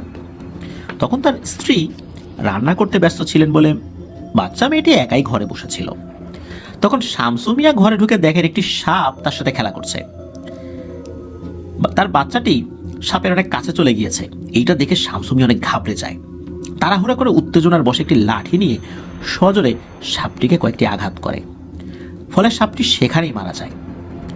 শামসু মিয়া একবারও চিন্তা করলেন না যে কি মারাত্মক ভুলটাই না উনি করলেন। সাপটি মারা যাওয়ার পরদিন থেকেই মেয়েটির ভীষণ জ্বর এবং অসুস্থতারও শুরু হয়ে যায়। সে সাথে বমি শুরু হয়। কিছুদিনের মাথায় মেয়েটি অনেক দুর্বল হয়ে যায় এবং শুকিয়ে যেতে থাকে। তখন ওই সময় তো আসলে এভাবে এরকম ডাক্তার আশেপাশে ছিল না, আর প্রত্যন্ত এলাকা। শামসু মিয়া তার মেয়েকে এক কবিরাজের কাছে নিয়ে যান। কবিরাজ কিছু ঔষধ এবং পানি পড়া দিয়ে দেন। বাড়িতে এসে মেয়েকে ওষুধ সেবন করানোর পরও অবস্থার কোনো উন্নতি হয় না। এর কিছুদিন পর তারা আরো ভালো এক কবিরাজের খোঁজ পান। পরবর্তীতে মেয়েকে সেই কবিরাজের কাছে নিয়ে যাওয়া হলে কবিরাজ মেয়েটিকে দেখেই বুঝতে পারেন আসল ব্যাপারটা কি। পরে কবিরাজ তার তথ্য সংগ্রহের জন্য 2-1 দিন সময় চেয়ে নেন। শামসু মিয়া 2 দিন পর কবিরাজের কাছে গেলে কবিরাজ জানান যে ওই দিন শামসু মিয়া যে সাপটিকে হত্যা করেছিল সেটা ছিল আসলে একটা জিন। তখন কবিরাজ আরো জানান যে ওই জিনটাকে মেরে ফেলার প্রতিশোধ হিসেবে ওই জিনের আত্মীয় স্বজনরা এই মেয়েটার উপর আসর করেছে এবং প্রতিনিয়ত ওই মেয়ের রক্ত শুষে নিচ্ছে। তখন ওই দিন রাত্রে কবিরাজ আবারও আসর পাতেন এবং একজন জিনকে হাজির করান। তখন কবিরাজ জিনকে তার নাম এবং ঠিকানা জিজ্ঞেস করেন এবং এটাও জানতে চান কেন তারা এই নিষ্পাপ মেয়েটিকে কষ্ট দিচ্ছে। তখন ওই জিন বলে, সাপ রূপে তাদের গোত্রের এক জিন আসতো বাচ্চা মেয়েটার কাছে, কিন্তু সে তো কোনো ক্ষতি করতো না। আর শামসু মিয়া, সে তো বয়স্ক মানুষ, সে তো অভিজ্ঞ মানুষ, সে জানতো যে তার মেয়ের কাছে একটা সাপ আসে। এমনটা না যে সে নতুন এটা দেখেছে, সে তো জানতো। তারপরও শামসু মিয়া কেন সাপটাকে পিটিয়ে হত্যা করলো? এমনটা না যে হুট করে সে দেখেছে সে মেরে ফেলেছে, তাহলে একটা বুঝ দেওয়া যেত, কিন্তু শামসু মিয়া তো জানা সত্ত্বেও মেরে ফেলেছে। আর এই কারণে শামসু মিয়ার মেয়েকে না নিয়ে জিন যাবে না, এটা জিনেরা বলে দেয়। তো কবিরাজ প্রথমে অনেকক্ষণ ধরে জিনটাকে ভালোভাবে বোঝান, কিন্তু জিন কোনোভাবেই এই মেয়েটিকে ছেড়ে যেতে চায় না। পরে কবিরাজ রেগে যান এবং ওই জিনটাকে তার পদ্ধতিতে মারধর করেন, গরম পানি ঢেলে দেন শরীরে। শেষমেশ জিনটা যেতে রাজি হয়, কিন্তু কিছু শর্ত দেয়, যেমন 4 রাস্তার মোড়ে কিছু মোরগ, মুরগির ডিম, আরও অন্যান্য কিছু জিনিস যেগুলো শামসু মিয়াকে একা একাই দিয়ে আসতে হবে। তখন শামসু মিয়া কিছু না ভেবে রাজি হয়ে যান। যাই হোক, বাবার মন তো, মেয়েটাকে তো সুস্থ করতে হবে। ওই দিন রাতে শামসু মিয়া জিনিসগুলো নিয়ে পাশের একটি 4 রাস্তার মোড়ে, যদিও বা মোড়টা নির্দিষ্টভাবে শনাক্ত করা যায় না এক্সাক্ট কোথায়, তো যাই হোক ওইদিকে রওনা দিয়েছেন। তো শামসু মিয়া প্রথমে ভয়ে ভয়ে ওই 4 রাস্তার মোড়ের দিকে রওনা দিয়েছেন। কিছুক্ষণের মধ্যে তিনি সেখানে পৌঁছেও যান। যাওয়ার সময় তেমন কোনো সমস্যা হয়নি, কিন্তু জিনের কথা মতো ওই জিনিসগুলো রেখে যখন উনি কি মনে করে পেছন দিকে ফিরেছেন, তখন হঠাৎ করে তার হার্টবিট বেড়ে যায়। কারণ হলো, পেছনে তাকে উনি ভয়ঙ্কর কিছু না দেখলেও ভয়ঙ্কর শব্দ উনি শুনতে থাকেন। শব্দটা এতটাই কর্কশ এবং তীক্ষ্ণ ছিল যে মনে হচ্ছে তার কলিজা ফেটে যাচ্ছে। উনি আর পেছন দিকে না তাকিয়ে সোজা এক দৌড় দিয়ে বাসায় চলে যান। বাসায় এসে উনি অনেক জোরে হাঁফাতে থাকেন। বাড়ির সবাই তখন তার কাছে জানতে চান যে কি হয়েছে। তখন উনি সব ঘটনা খুলে বলেন, পেছন দিকে তাকিয়েছেন, এরকম শব্দ শুনেছিলেন, কিন্তু সচক্ষ কিছু দেখেন নাই। কিন্তু দুঃখের বিষয় হলো, শামসু মিয়া এতটাই ভয় পেয়েছিলেন যে ওই রাত্রেই উনি হার্ট অ্যাটাক করে দুনিয়া থেকে চিরবিদায় নেন। শর্ত অনুযায়ী ওই মেয়েটাকে কিন্তু ছেড়ে দেওয়ার কথা, কিন্তু এর পরের দিন ঘটে যায় আরেকটি হৃদয় বিদারক ঘটনা। শামসু মিয়ার মেয়েও এর পরের দিন চলে যায় না ফেরার দেশে। জিন তার শরীর থেকে প্রায় সব রক্তই শুষে নিয়েছিল, যার ফলস্বরূপ শামসু মিয়ার মেয়ে মারা যায়। শামসু মিয়ার মেয়েকে ছেড়ে গেলেও মূলত তার চরম অসুস্থতার কারণেই মেয়েটি মারা যায়। এভাবে সুন্দর সাজানো গোছানো একটি সংসার ধ্বংস হয়ে যায়। প্রিয় লিসেনার্স, আমরা সব সময় বলি, সব সময় বলে এসেছি, এখনো বলছি, ভবিষ্যতে ইনশাল্লাহ বলবো, যে সাপ দেখলে মারতে হবে, এটা সত্য। কিন্তু এটাও সত্য যে আপনি যখন সাপ দেখবেন তাকে বলবেন যে তুমি যদি জিন হয়ে থাকো চলে যাও, এভাবে 3 বার বলতে হবে। যদি এমন কোনো সিচুয়েশনের উদ্ভব হয় যে এভাবে বলারও সুযোগ নাই, সাপ আপনার উপর আক্রমণ করছে, তখনকার হিসাব তো আলাদা। কিন্তু আপনি অস্বাভাবিক একটা সাপ দেখলেন যেটা স্বাভাবিক না, তখন আপনি সেটাকে আঘাত করলেন, তাহলে কি হবে নিশ্চয়ই বুঝতে পারছেন। প্রিয় লিসেনার্স, আমরা মানুষরা অনেক সময় একগুঁয়ে আচরণ করি, কিছুই বুঝতে চাই না, অনেক যৌক্তিক বিষয় বুঝতে চাই না। জিনেরা কিন্তু তারা সৃষ্টিগতভাবে বেশ একগুঁয়ে স্বভাবের, তাদেরকে অনেক যৌক্তিক বিষয়গুলো বোঝানো সম্ভব হয় না। ভালো মন্দ, ন্যায় অন্যায় অনেক কিছু তারা বুঝতে চায় না, যদিও বা সেই বুঝ তাদের রয়েছে, কিন্তু সৃষ্টিগতভাবে তাদের বৈশিষ্ট্যটা একটু ভিন্ন রকমের, যার ফলশ্রুতিতে আমাদের কাছে মনে হয় যে জিন কেন রাজি হলো না, এটা তো অন্যায়। আসলে ওদের এই বুঝটা ওইভাবে কাজ করে না, যার ফলশ্রুতিতে ওরা প্রতিশোধ পরায়ণ হয়ে অনেক কাজ করে ফেলে। আর এগুলো হয় কিন্তু আমাদের ভুলের কারণে, অধিকাংশ ক্ষেত্রে আমাদের ভুলের কারণে হয়। আল্লাহ আমাদেরকে হেফাজত করুন। ধন্যবাদ আলিফুজ্জামান ওয়াকিল ভাইকে, খুবই মর্মান্তিক একটি ঘটনা আমাদেরকে দিয়েছেন। আসলে এই ধরনের ঘটনা আমরা চাই না আর ঘটুক, আমাদের ভুলের কারণে আর ঘটুক বা অন্য কোনো কারণে না ঘটুক। প্রিয় লিসেনার্স, চলুন আমরা চলে যাই আমাদের এবার এপিসোডের পরবর্তী আরও একটি নতুন ঘটনায়।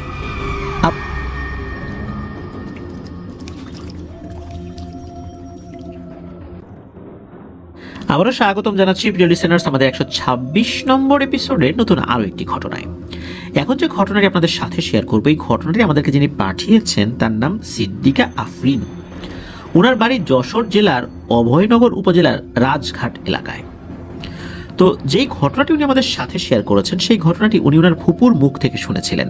ঘটনাটি মহান স্বাধীনতা যুদ্ধের আরো আগে ঘটে যাওয়া। ওনার দাদাবাড়ি ঝালকাঠি জেলার 7 নং পোনাবালিয়া ইউনিয়নের চানপুরা গ্রামে। 1971 সালের আগে গ্রামটি অনেক অনুন্নত ছিল। গ্রামে তো বিদ্যুৎ ছিলই না, হাটে বাজারে মানুষ সপ্তাহে একবার যেত। তখন ওনাদের গ্রামের লোকজন ফজরের আজানের আগে ভোর রাত্রে হাটে রওনা দিত। বিশেষ করে যাদের বাড়ি হাট থেকে অনেক দূরে, তাদের হাটে পৌঁছতে পৌঁছতে সকাল হয়ে যেত। এরপর তারা হাট করে সদাপাতি নিয়ে বাড়ি ফিরত। একদিন ওনার দাদা বাড়ির পাশের বাড়ির একজন চাচা, যার নাম হচ্ছে রমজান, তো এই রমজান চাচা ঝুড়ি নিয়ে ভোর রাত্রে হাটে রওনা দিয়েছিলেন। ওনার বাড়ি হাট থেকে অনেক দূরে ছিল, অনেক দূরে বলতে বেশ দূরে। আর বাড়ি থেকে ওই হাটে যেতে একটা পথে, মানে চলার পথে একটা জায়গায় বড় একটা খাল পড়তো। ওই খালের পাশেই ছিল একটা প্রাচীন বিশাল আকৃতির বট গাছ। রমজান চাচা আলো আধারে হঠাৎ তাকালেন ওই গাছটার দিকে। তিনি দেখলেন ধবধবে সাদা শাড়ি পরা একটা বৃদ্ধা মহিলা গাছের নিচে বসে আছেন, আর রমজান চাচার দিকে তাকিয়ে মিটমিটিয়ে হাসছে। তো ওই বৃদ্ধা মহিলার হাতের, মানে দুই হাতের নিচে দুইটা কলস রাখা ছিল, এবং কলসের মুখের উপরে রৌপ্য মুদ্রা, মানে স্বর্ণ মুদ্রা না, রৌপ্য মুদ্রা, রূপার মুদ্রা ছিল, রূপার মুদ্রা ভর্তি, যেটা মনে হচ্ছে যে উপচে পড়ছে এমন একটা অবস্থা। ওই বৃদ্ধা মহিলাটি হাতের ইশারায় রমজান চাচাকে কাছে ডাকে। তো রমজান চাচা কোনো ভয় না পেয়ে ওই বৃদ্ধা মহিলার কাছে এগিয়ে গেলেন। আর কলসি ভর্তি এই রূপার টাকা দেখে তার মনে আসলে ভয় কাজ করছিল না, আর এই বৃদ্ধা মহিলা যে ভয়ানক কিছু হতে পারে এই চিন্তাও তার মাথায় আসে নাই। রমজান চাচা ওই বুড়ির কাছে এগিয়ে গেলে তখন ওই বৃদ্ধা মহিলা তাকে বলল,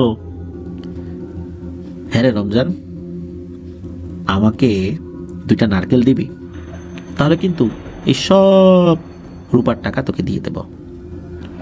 তখন রমজান চাচা হা বা না কোনো কথার উত্তর না দিয়ে সোজা বাড়ির দিকে দিয়েছেন এক দৌড় নারকেল আনার জন্য। তো বাড়ি গিয়ে ওই ভোর রাতের বেলা কাউকে না জাগিয়ে উনি নিজেই গাছে উঠে পড়লেন, নারকেলও পারলেন। 2টো নারকেল নিয়ে আবার ছুটে দৌড় দিলেন ওই বৃদ্ধা মহিলার উদ্দেশ্যে, মানে ওই যে বট গাছ সেখানে।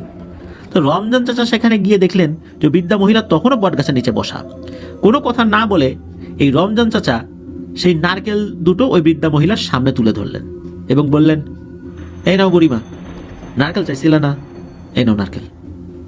তখন ওই বৃদ্ধা মহিলা এই রমজান চাচার দিকে তাকিয়ে এমন একটা ভাব দেখালেন, প্রচন্ড রেগে গেছে সে। তখন ওই নারকেল 2টো সে হাতে নিয়ে ছুঁড়ে মেরেছে এক পাশে। এরপর ওই বৃদ্ধা মহিলা ঝাঁপিয়ে পড়েছে রমজান চাচার উপরে। শুরু হলো ধস্তাধস্তি। আর ওই বৃদ্ধা মহিলা রমজান চাচাকে টেনে হিঁচড়ে পাশের খালের দিকে নিয়ে যাচ্ছে। তো রমজান চাচা বুঝতে পারছেন না, আরে কি ব্যাপার, এ না চাইলো নারকেল, আমি নারকেল এনে দিলাম, এই মহিলা আমার উপর চড়া হইলো কেন, আর এর সাথে আমি পারছি না কেন। এরপর উনি বুঝে ফেললেন যে উনি একটা ভয়ানক পেতনির খপ্পরে পড়েছেন। আল্লাহর অশেষ রহমতে ওই সময় আবার ওই যে বললাম না শুরুর দিকে ঘটনার, যে লোকজন হাটে যেত ভোরবেলা, ওই সময় আবার লোকজন ওদিক দিয়ে যাচ্ছিল। আর তখন আবার ফজর আজানের সময় হয়ে গিয়েছিল, একজন মুয়াজ্জিন ওদিক দিয়ে আবার যাচ্ছিল, আবার লোকজনও যাচ্ছিল। তখন কিছু শব্দ ওনারা শুনতে পারেন, পানির ভিতরে মনে হচ্ছে যে শব্দ হচ্ছে। লোকজন চিন্তা করছে কোনো এই মাগুর মাছ বা শোল মাছ কাছে চলে আসছে কিনা, কিন্তু তারা যখন কাছাকাছি গিয়েছে তখন দেখে যে কিছু একটা ডুবছে আর ভাসছে, মানে যে চুবাইলে যেরকম হয় আর কি। তো কয়েকজন লোক ওখানে যায়, যাওয়ার পরে দেখা যাচ্ছে যে এটা মানুষ, তার পাশে ভাসমান 2টা নারকেলও রয়েছে। মানে রমজান চাচা কাদায় ডুবে এমন অবস্থা, ওই সময় রমজান চাচাকে চেনা যায় নাই। দ্রুত লোকজন তাকে তোলার পরে বলে যে, এই মিয়া তোমার বাড়ি কোথায়? বলে আমার নাম তো রমজান, আমার বাড়ি ওইখানে। তখন তারা চিনতে পারে। তখন ওই অবস্থাতেই মসজিদের ইমাম সাহেবকে খবর দেওয়া হয়।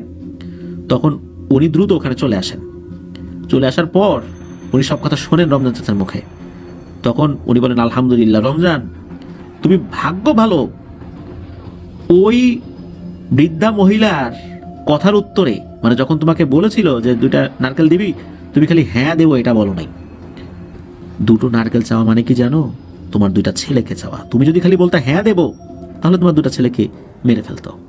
তুমি তো বুঝতে পারো নাই, তুমি মনে করছো শুধু নারকেল চাইছে, এই জন্য তুমি দৌড়ে নারকেল আনতে গেছো। যাই হোক, ওইখান থেকে পরবর্তী রমজান থেকে তার বাড়িতে নিয়ে যাওয়া হয়।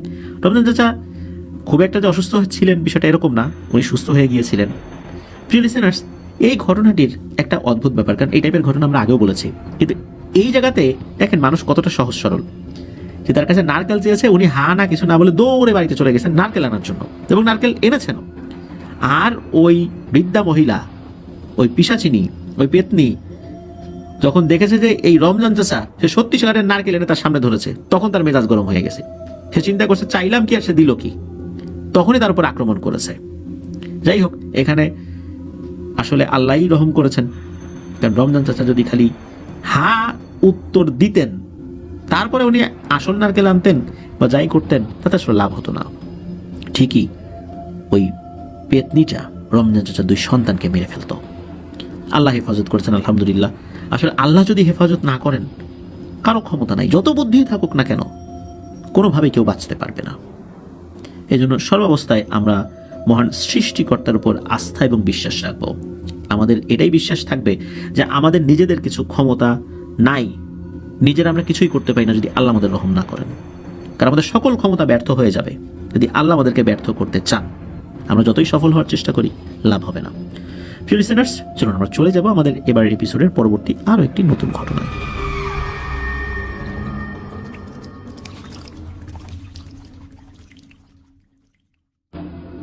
আবারও স্বাগতম জানাচ্ছি প্রিয় লিসেনার্স আমাদের 126তম এপিসোডের নতুন আরও একটি ঘটনায়।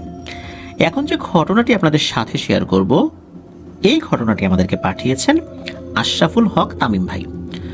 ওনার বাড়ি নেত্রকোনাতে, নেত্রকোনার উপজেলা কোয়ার্টার সংলগ্ন এলাকাতে উনি থাকেন। তো এই ঘটনাটি আসলে ওনার পাঠানো নতুন ঘটনা না, এর আগে উনি কুর শিরোনামে আরও একটি ঘটনা পাঠিয়েছিলেন, যেটা আমরা প্রচার করেছি। তো এই ঘটনাটি কিন্তু একদম রিসেন্ট ঘটনা, 2024 সালের জুন মাসের 20 তারিখে ঘটনাটি ঘটেছিল। আর যেখানে ঘটনাটি ঘটে সেটা হচ্ছে ময়মনসিংহ শহরের রাজবাড়ি এলাকায়। তো রাজবাড়ি এলাকার ঠিক এক্স্যাক্ট লোকেশনটা বলেছেন, সঙ্গত কারণে সেইটা বলছি না। তো এই তামিম ভাইয়ের মা ওনার ছোট ভাইকে ক্যাডেট কোচিং করানোর সুবাদে ময়মনসিংহ রাজবাড়ি এলাকায় থাকেন। তো একদিন এই তামিম ভাইয়ের আম্মুর বান্ধবী তার আম্মুকে কল দিয়ে বলল যে এই আমিও তো ময়মনসিংহে আসছি, আমার ছেলেকে ভালো একটা কোচিংয়ে ভর্তি করাবো, তারও ক্যাডেট কোচিং করাবো আর কি। তো আমার একটা ভালো বাসা লাগবে, তোর বাসায় থেকে বাসা খুঁজবো। তো এই যে তামিম ভাইয়ের মায়ের বান্ধবীর ছেলেও কিন্তু একই ক্লাসে পড়ে। তো সেই আন্টি কয়েকদিন পর আসলেন ময়মনসিংহ এলাকায়, বাসা খুঁজলেন। আর খোঁজার সময় তামিম ভাইয়ের মাকেও সাথে নিয়ে খুঁজেছেন। একটা বাসা তারা পেয়েও যান, ওই রাজবাড়ি এলাকাতেই আসলে বাসাটা খুঁজে পান আর কি। তো সেই বাসাটাও খুব সুন্দর ছিল, কিন্তু অবাক করা বিষয় হলো বাসা ভাড়াটা খুবই কম চাইলেন বাসার মালিক।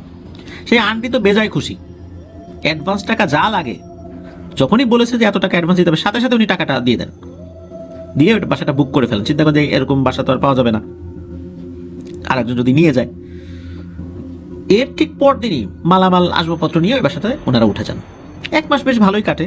এর মধ্যে আসলে টুকটাক কোনো ঘটনা আসলে ওইভাবে ঘটেছে কিনা, বা ঘটলেও সেটা আসলে ওইভাবে ওনারা আমলে নেন নাই। যেমন কিছু কিছু কথা বলা যায় যে পানির ট্যাপ দিয়ে পানি পড়তো রাতের বেলা, অফ করে রাখার পরও দেখা যেত যে পানির ট্যাপ দিয়ে পানি পড়ছে। আবার এক জিনিস এক জায়গায় রেখেছে, পরে দেখা যাচ্ছে ওই জিনিসটা ওখানে নাই, অন্য জায়গায় আছে। তো এটা মনের ভুল, এটা চিন্তা করেই এটা বিষয়টা নর্মালভাবে নিয়েছেন আর কি। তো 1 মাস চলে যাওয়ার পর ওই আন্টির ফ্যামিলির সবাই লক্ষ্য করেন যে বাসাটি সবসময় ঠান্ডা থাকে, আর বাসায় থাকাকালীন ওই পরিবারের সবার মধ্যে কেমন একটা অস্থিরতা কাজ করে মনের ভেতরে। আর পরিবারের সবাই কেমন যেন উল্টাপাল্টা স্বপ্ন দেখে। স্বপ্নগুলো ছিল এমন যে আগুনে পুড়ে মরছে ওনার পরিচিত কেউ, বা রোড অ্যাক্সিডেন্ট করেছে কেউ ওনারই পরিচিত। তো একদিন হয় কি যে এই যে তামিম ভাই এবং ওনার ছোট ভাই আর ওনার তামিম ভাইয়ের আম্মু ওনাদের বাসায় দাওয়াত খেতে গিয়েছেন।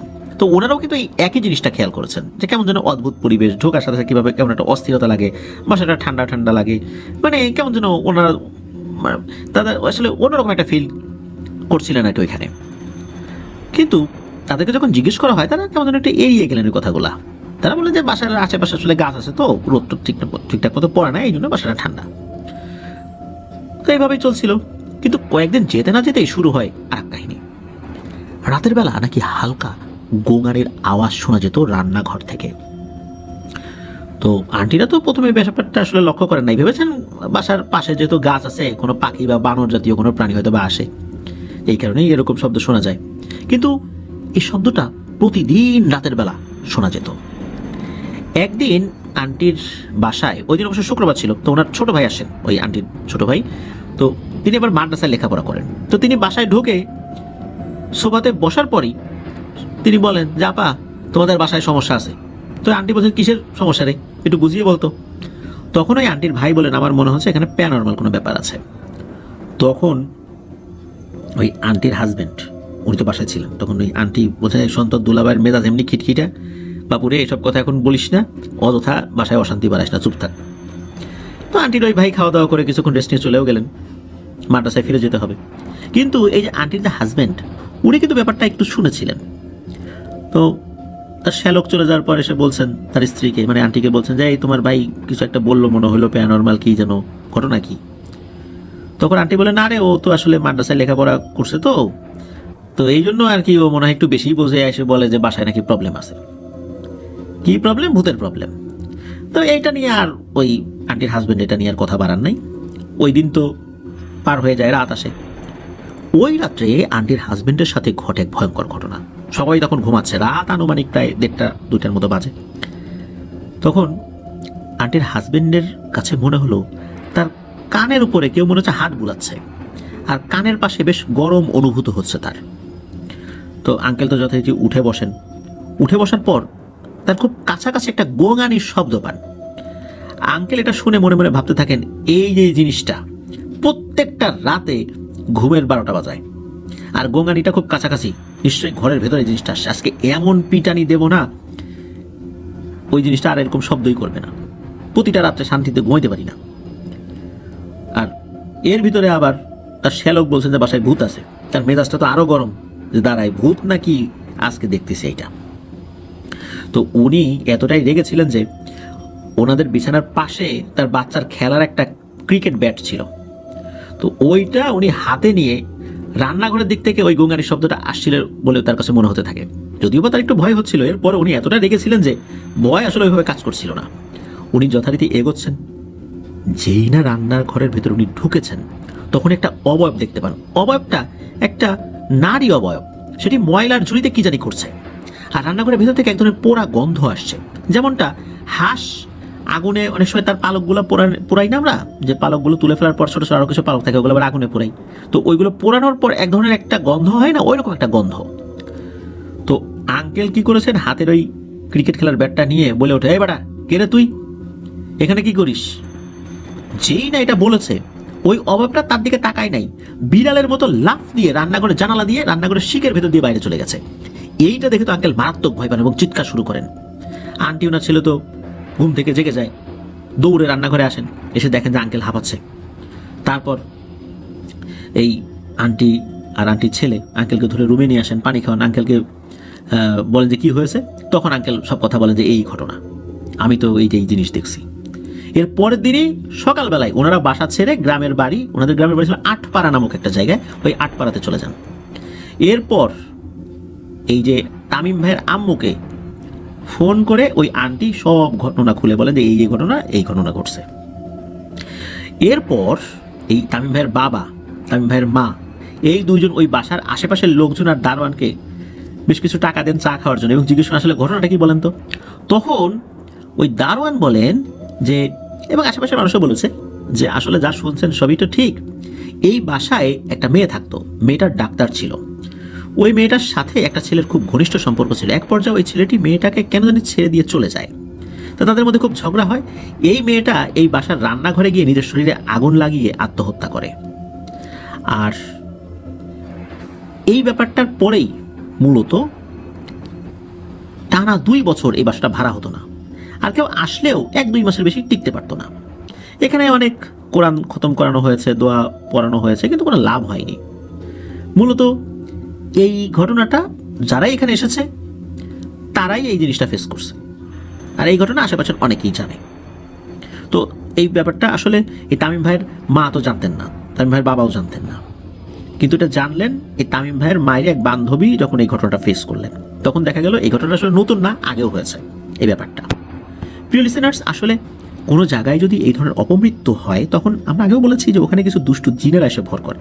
তারা সেখানে ব্ল্যাক ম্যাজিকের প্র্যাকটিস করে, কোনো মানুষের উপস্থিতি তারা পছন্দ করে না। তখন তারা কি করে, ওই যে আত্মহত্যা করেছিল তার রূপ ধরে বা ওই সময়ের প্রেক্ষাপটটা সেখানে সৃষ্টি করে, যেন বোঝাতে চায় যে আত্মাটা এখানে ঘুরছে। মানুষ ভয়ে সেখানে আসে না। আসলে আত্মা ফেরত আসতে পারে না, এটা জিনেদের কাজ। তো এটাই ছিল ঘটনা। ধন্যবাদ জানাচ্ছি আশরাফুল হক তামিম ভাইকে, আপনি আবারও আমাদেরকে ঘটনা পাঠিয়েছেন। তো প্রিয় লিসেনার্স, আশা করছি ঘটনাটি আপনাদের ভয়ের শিহরণ জাগাতে সক্ষম হয়েছে। চলুন চলে যাব আমাদের এবারের এপিসোডের পরবর্তী আরও একটি নতুন ঘটনায়।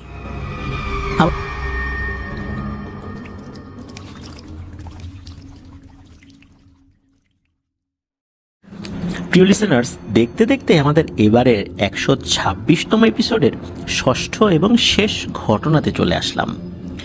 এবারের এপিসোডে কিন্তু একটি শূন্যতা রয়েছে।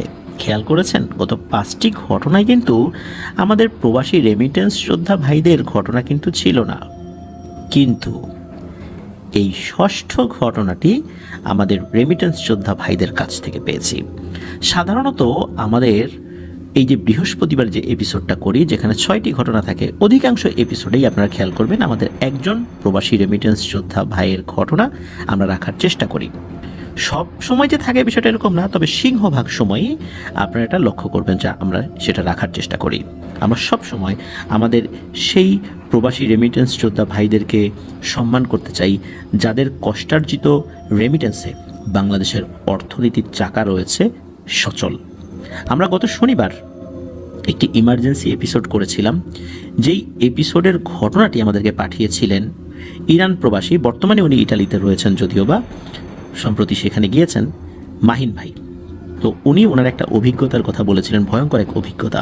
সংযুক্ত আরব আমিরাত থেকে অধিকাংশ মানুষ যারা ইটালিতে যাওয়ার চেষ্টা করেন, ভয়ঙ্কর এক যাত্রা, অনেকেই শেষ পর্যন্ত পৌঁছাতে পারেন না, মৃত্যুবরণ করেন।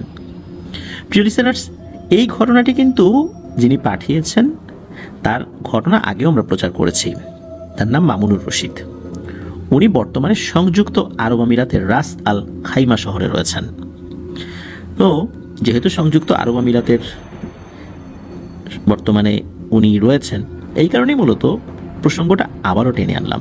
তবে ঘটনা কিন্তু সংযুক্ত আরব আমিরাতের না, ঘটনাটি বাংলাদেশের। আর এই ঘটনাটি যিনি পাঠিয়েছেন তিনিও মামুনুর রশিদ ভাইয়ের সাথেই রাস আল খাইমাতে রয়েছেন। মামুনুর রশিদ ভাই মূলত উনি একজন টেইলর, আর যার কাছ থেকে ঘটনা উনি পেয়েছেন তার নাম নূর হোসেন, উনিও একজন টেইলর। আর নূর হোসেন ভাইয়ের বাড়ি হচ্ছে নোয়াখালী জেলার মাইজদির রাজগঞ্জ ইউনিয়নের রাজগঞ্জ বাজারের পাশে।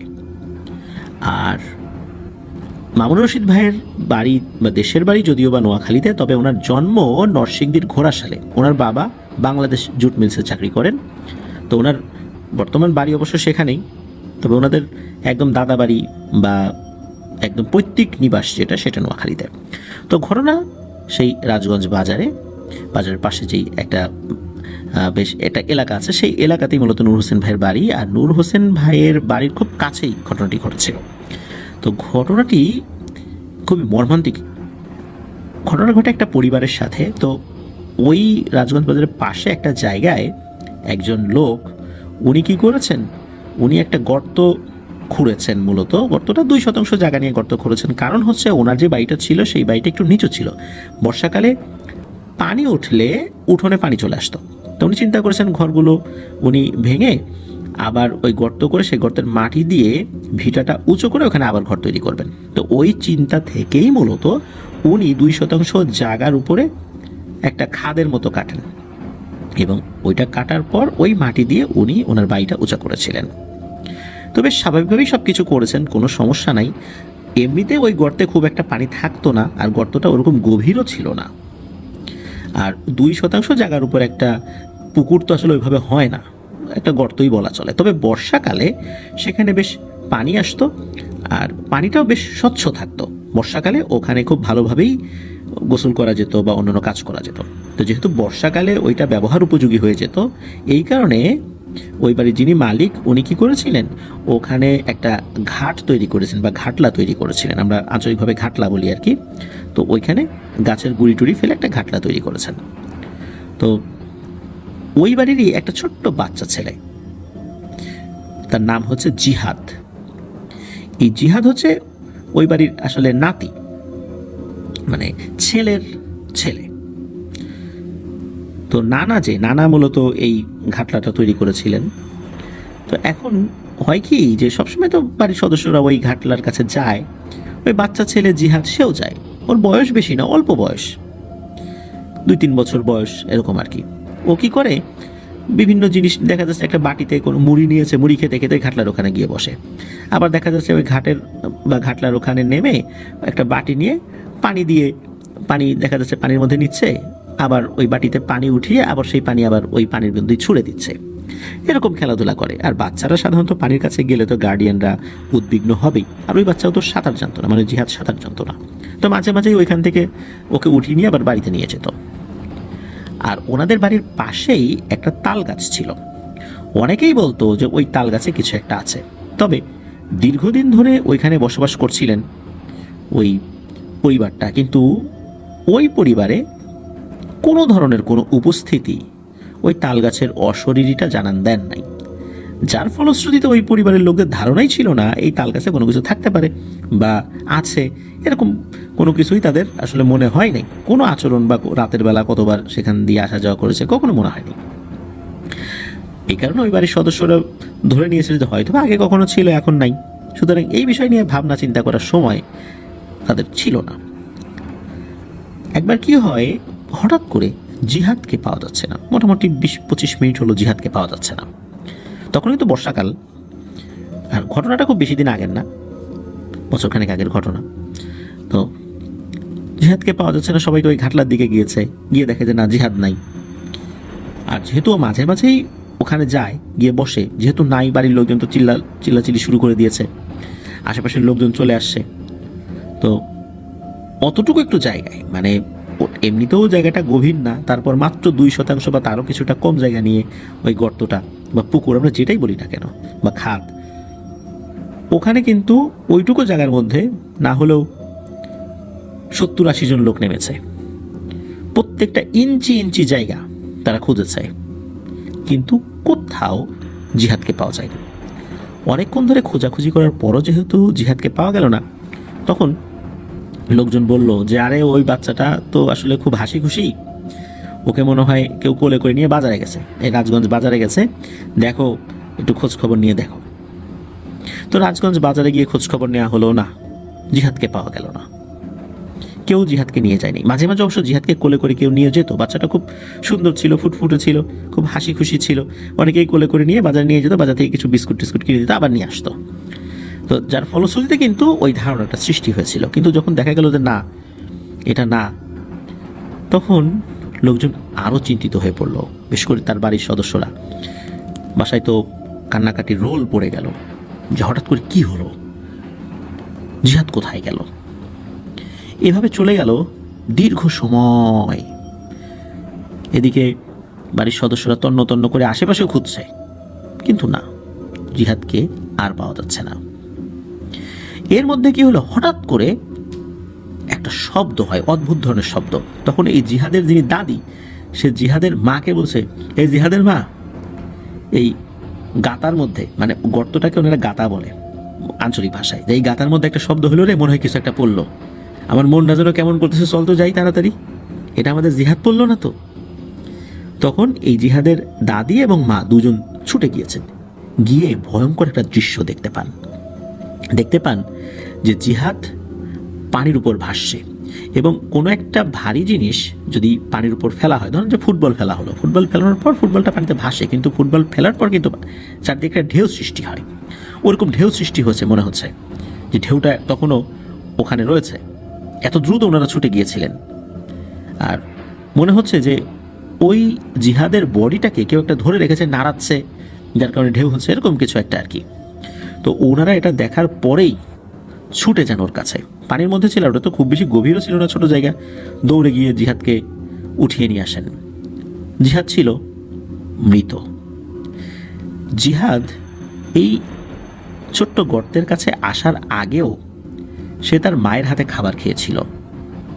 দেখা গেল তার মুখ দিয়ে বমির মতো হয়ে সেই খাবারটা বেরিয়ে আসছে, আর তার শরীরটা তখনও গরম ছিল।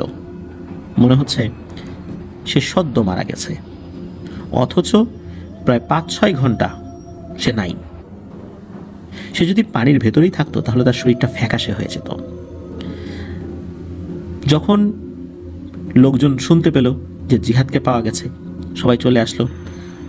যখন সবাই জানতে পারলো এই ঘটনা, তখন সবাই বলল যে এই জিহাদকে ওই তাল গাছে নিয়ে গেছিল, ওইখান থেকে মূলত জিহাদকে পানিতে ছুঁড়ে ফেলে দিয়েছে, আর ওকে মেরেই এখানে ফেলে দিয়েছে। যাই হোক, সকলের মন টন খুবই খারাপ এবং হওয়াটাই স্বাভাবিক।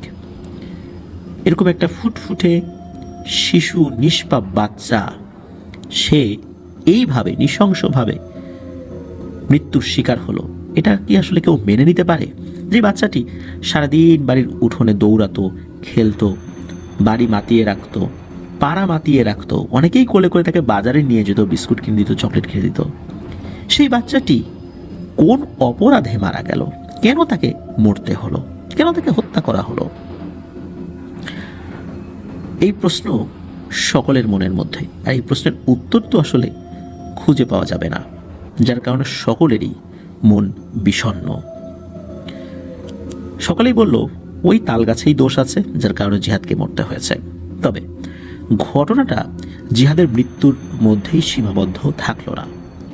জিহাদের মৃত্যুর পরও বিভিন্ন ঘটনা ঘটতে থাকলো, হোক তা দিনে, হোক তা রাতে, হোক তা ভোরের দিকে বা সকালে। কোনো সময়ের বাজ বিছান নাই। সেটা হলো এই যেই ছোট্ট পুকুরের মতো জায়গায় বা গাতা বলা হয় ওই এলাকায়, সেই গাতার মতো জায়গায় এখানে জিহাদ মারা গেল। জিহাদের মৃত্যুর পর ওখানে দেখা যেত অনেক সময় ওই বাড়ির কোনো মহিলা সদস্য থালাবাটি ধুচ্ছে। কখনো দেখা গেল যে ওই বাড়ির জিহাদের মা থালাবাটি ধুচ্ছে, আবার দেখা গেল জিহাদের দাদি থালাবাটি ধুচ্ছে, বা বাড়ির অন্য কোনো নারী সদস্য থালাবাটি ধুচ্ছে, হোক তা বিকাল দুপুর। কিন্তু বাড়িতে যাওয়ার পর যদি জিজ্ঞেস করা হতো কি ব্যাপার, তোমাকে না একটু আগে দেখলাম যে পুকুরে থালাবাটি ধুচ্ছে, এখন বাসায় তুমি রান্না করতেছো, অন্য কোনো কাজ করছো, কীভাবে সম্ভব? তখন ওনারা বলতেন কই না তো, আমরা তো পুকুরে এরকম বসি নাই। তো বিষয়টা শুরুর দিকে তাদের মনের ভুল বা এরকম কিছু একটা হলেও একটি ঘটনা পুরো চিন্তার ব্যাপারটাকেই একটি জায়গায় কেন্দ্রীভূত করে। সেটি হলো একবার জিহাদের দাদা, উনি সন্ধ্যার একটু আগে, মাগরিবের আজান তখন দেন নাই, উনি বাড়িতে ফিরছিলেন। তো উনি দেখলেন এই জিহাদের দাদি, মানে ওনার স্ত্রী, উনি ওই পুকুর ঘাটে বসে থালাবাটি ধুচ্ছে। এটা দেখে উনি খুব শকড হন, কেননা ওনার স্ত্রী অসুস্থ ছিলেন এবং অসুস্থতার কারণেই তিনি তার বাবার বাড়িতে গেছেন সেখানে কোনো ট্রিটমেন্টের জন্য। উনি চিন্তা করলেন যে কী ব্যাপার, ইনি এখানে কি করেন? তো উনি তো তাড়াতাড়ি করে বাড়িতে গেছেন। বাড়িতে যাওয়ার পর তখন বাড়ির অন্য সদস্যদেরকে বলতেছে, এই জিহাদের দাদি কখন আসলো? তখন বাড়ির সবাই তো অবাক যে না, জিহাদের দাদি কখন আসলো মানে, সে তো নাই তো বাসায়। তো উনি বলছেন না, আমি তো মাত্র দেখলাম। তখন উনি আবার পুকুর ঘাটে ছুটে যান, কাউকে দেখতে পান না। তখন এই যে মানুষজন যে বলতো যে বিভিন্ন সময় বাড়ির সদস্যদেরকে সেখানে থালাবাটি ধুতে দেখা যায়, শুরুর দিকে তো গুরুত্ব দেন নাই, কিন্তু উনি নিজে যখন এই ব্যাপারটা দেখলেন, উনি বুঝতে পারলেন যে ব্যাপারটা স্বাভাবিক না। তখন উনি গ্রামের আরও 10 জন মুরব্বীর সাথে কথা বলতে চেষ্টা করলেন এই বিষয়টা নিয়ে, জানালেন যে এরকম একটা সমস্যা হচ্ছে, নতুন করে কোনো একটা অশুভ বা অশনির সংকেত কেউ দিচ্ছে, নতুন করে কোনো একটা ঘটনা হয়তো বা ঘটবে। তখন গ্রামের লোকজন পরামর্শ দিল যে তুমি দ্রুত এই গর্তটা ভরে ফেলো, মাটি দিয়ে ভরে ফেলো, প্রথমে ডালপালা এগুলো ফেলো এখানে, তারপর মাটি দিয়ে ভরে ফেলো, এটা রাখো না। তখন উনি খুব দ্রুততার সাথে বাইরের থেকে মাটি এনে, বালি এনে ওই জায়গাটা ভরাট করে দেন। এরপর থেকে আল্লাহর অশেষ রহমতে আর কোনো ধরনের কোনো সমস্যা এখন পর্যন্ত হয় নাই। তবে এরই মধ্যে চলে গেল তরতাজা একটা নিষ্পাপ শিশু। জানি না পৃথিবীর কোন কোন প্রান্তে এখনো প্রতিনিয়ত এরকম নৃশংস ঘটনার বলি হচ্ছেন শিশুরা। শিশুরাই শুধু নয়, বিভিন্ন বয়সের, বিভিন্ন শ্রেণীর, বিভিন্ন পেশার মানুষও কিন্তু এই ধরনের ঘটনার শিকার হচ্ছেন।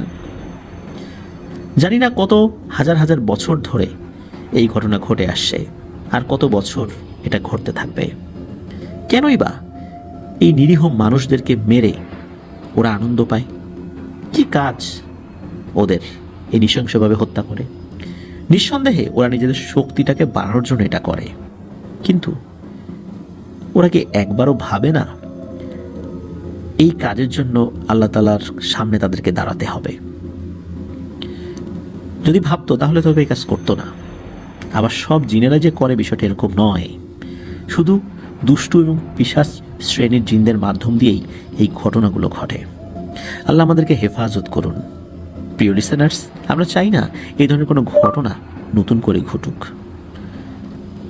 এই ধরনের ঘটনাগুলো আমাদের মনকে নাড়িয়ে দেয়, আমাদের হৃদয়কে বিদীর্ণ করে।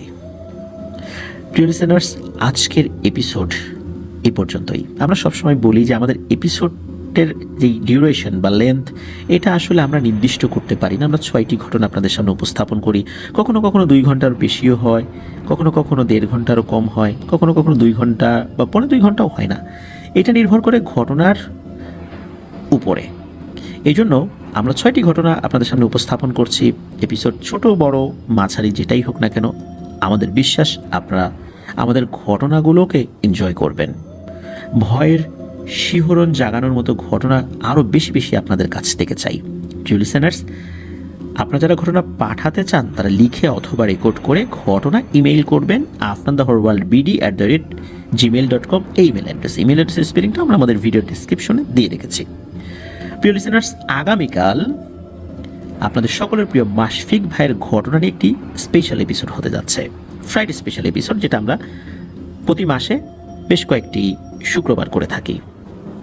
সেই এপিসোড শোনার আমন্ত্রণ জানাচ্ছি। আজকের মতো বিদায় নিচ্ছি। যারা ঘটনা পাঠিয়েছেন সবাইকে অন্তরের অন্তঃস্থল থেকে ধন্যবাদ জানাচ্ছি। যারা ধৈর্য ধরে এতক্ষণ আমাদের এই এপিসোডটা শুনলেন তাদেরকেও জানাচ্ছি ভালোবাসা। আমার জন্য দোয়া করবেন, আমার পরিবারের জন্য দোয়া করবেন, আপনাদের জন্য দোয়া রইল, আপনাদের পরিবারের প্রত্যেকের জন্য দোয়া রইল। মহান আল্লাহ সুবহানাহু ওয়া তাআলা আমাদেরকে ভালো রাখুন, সুস্থ রাখুন, নিরাপদে রাখুন, আফনান দ্য ওয়ার্ল্ডের সাথে রাখুন। আসসালামু আলাইকুম।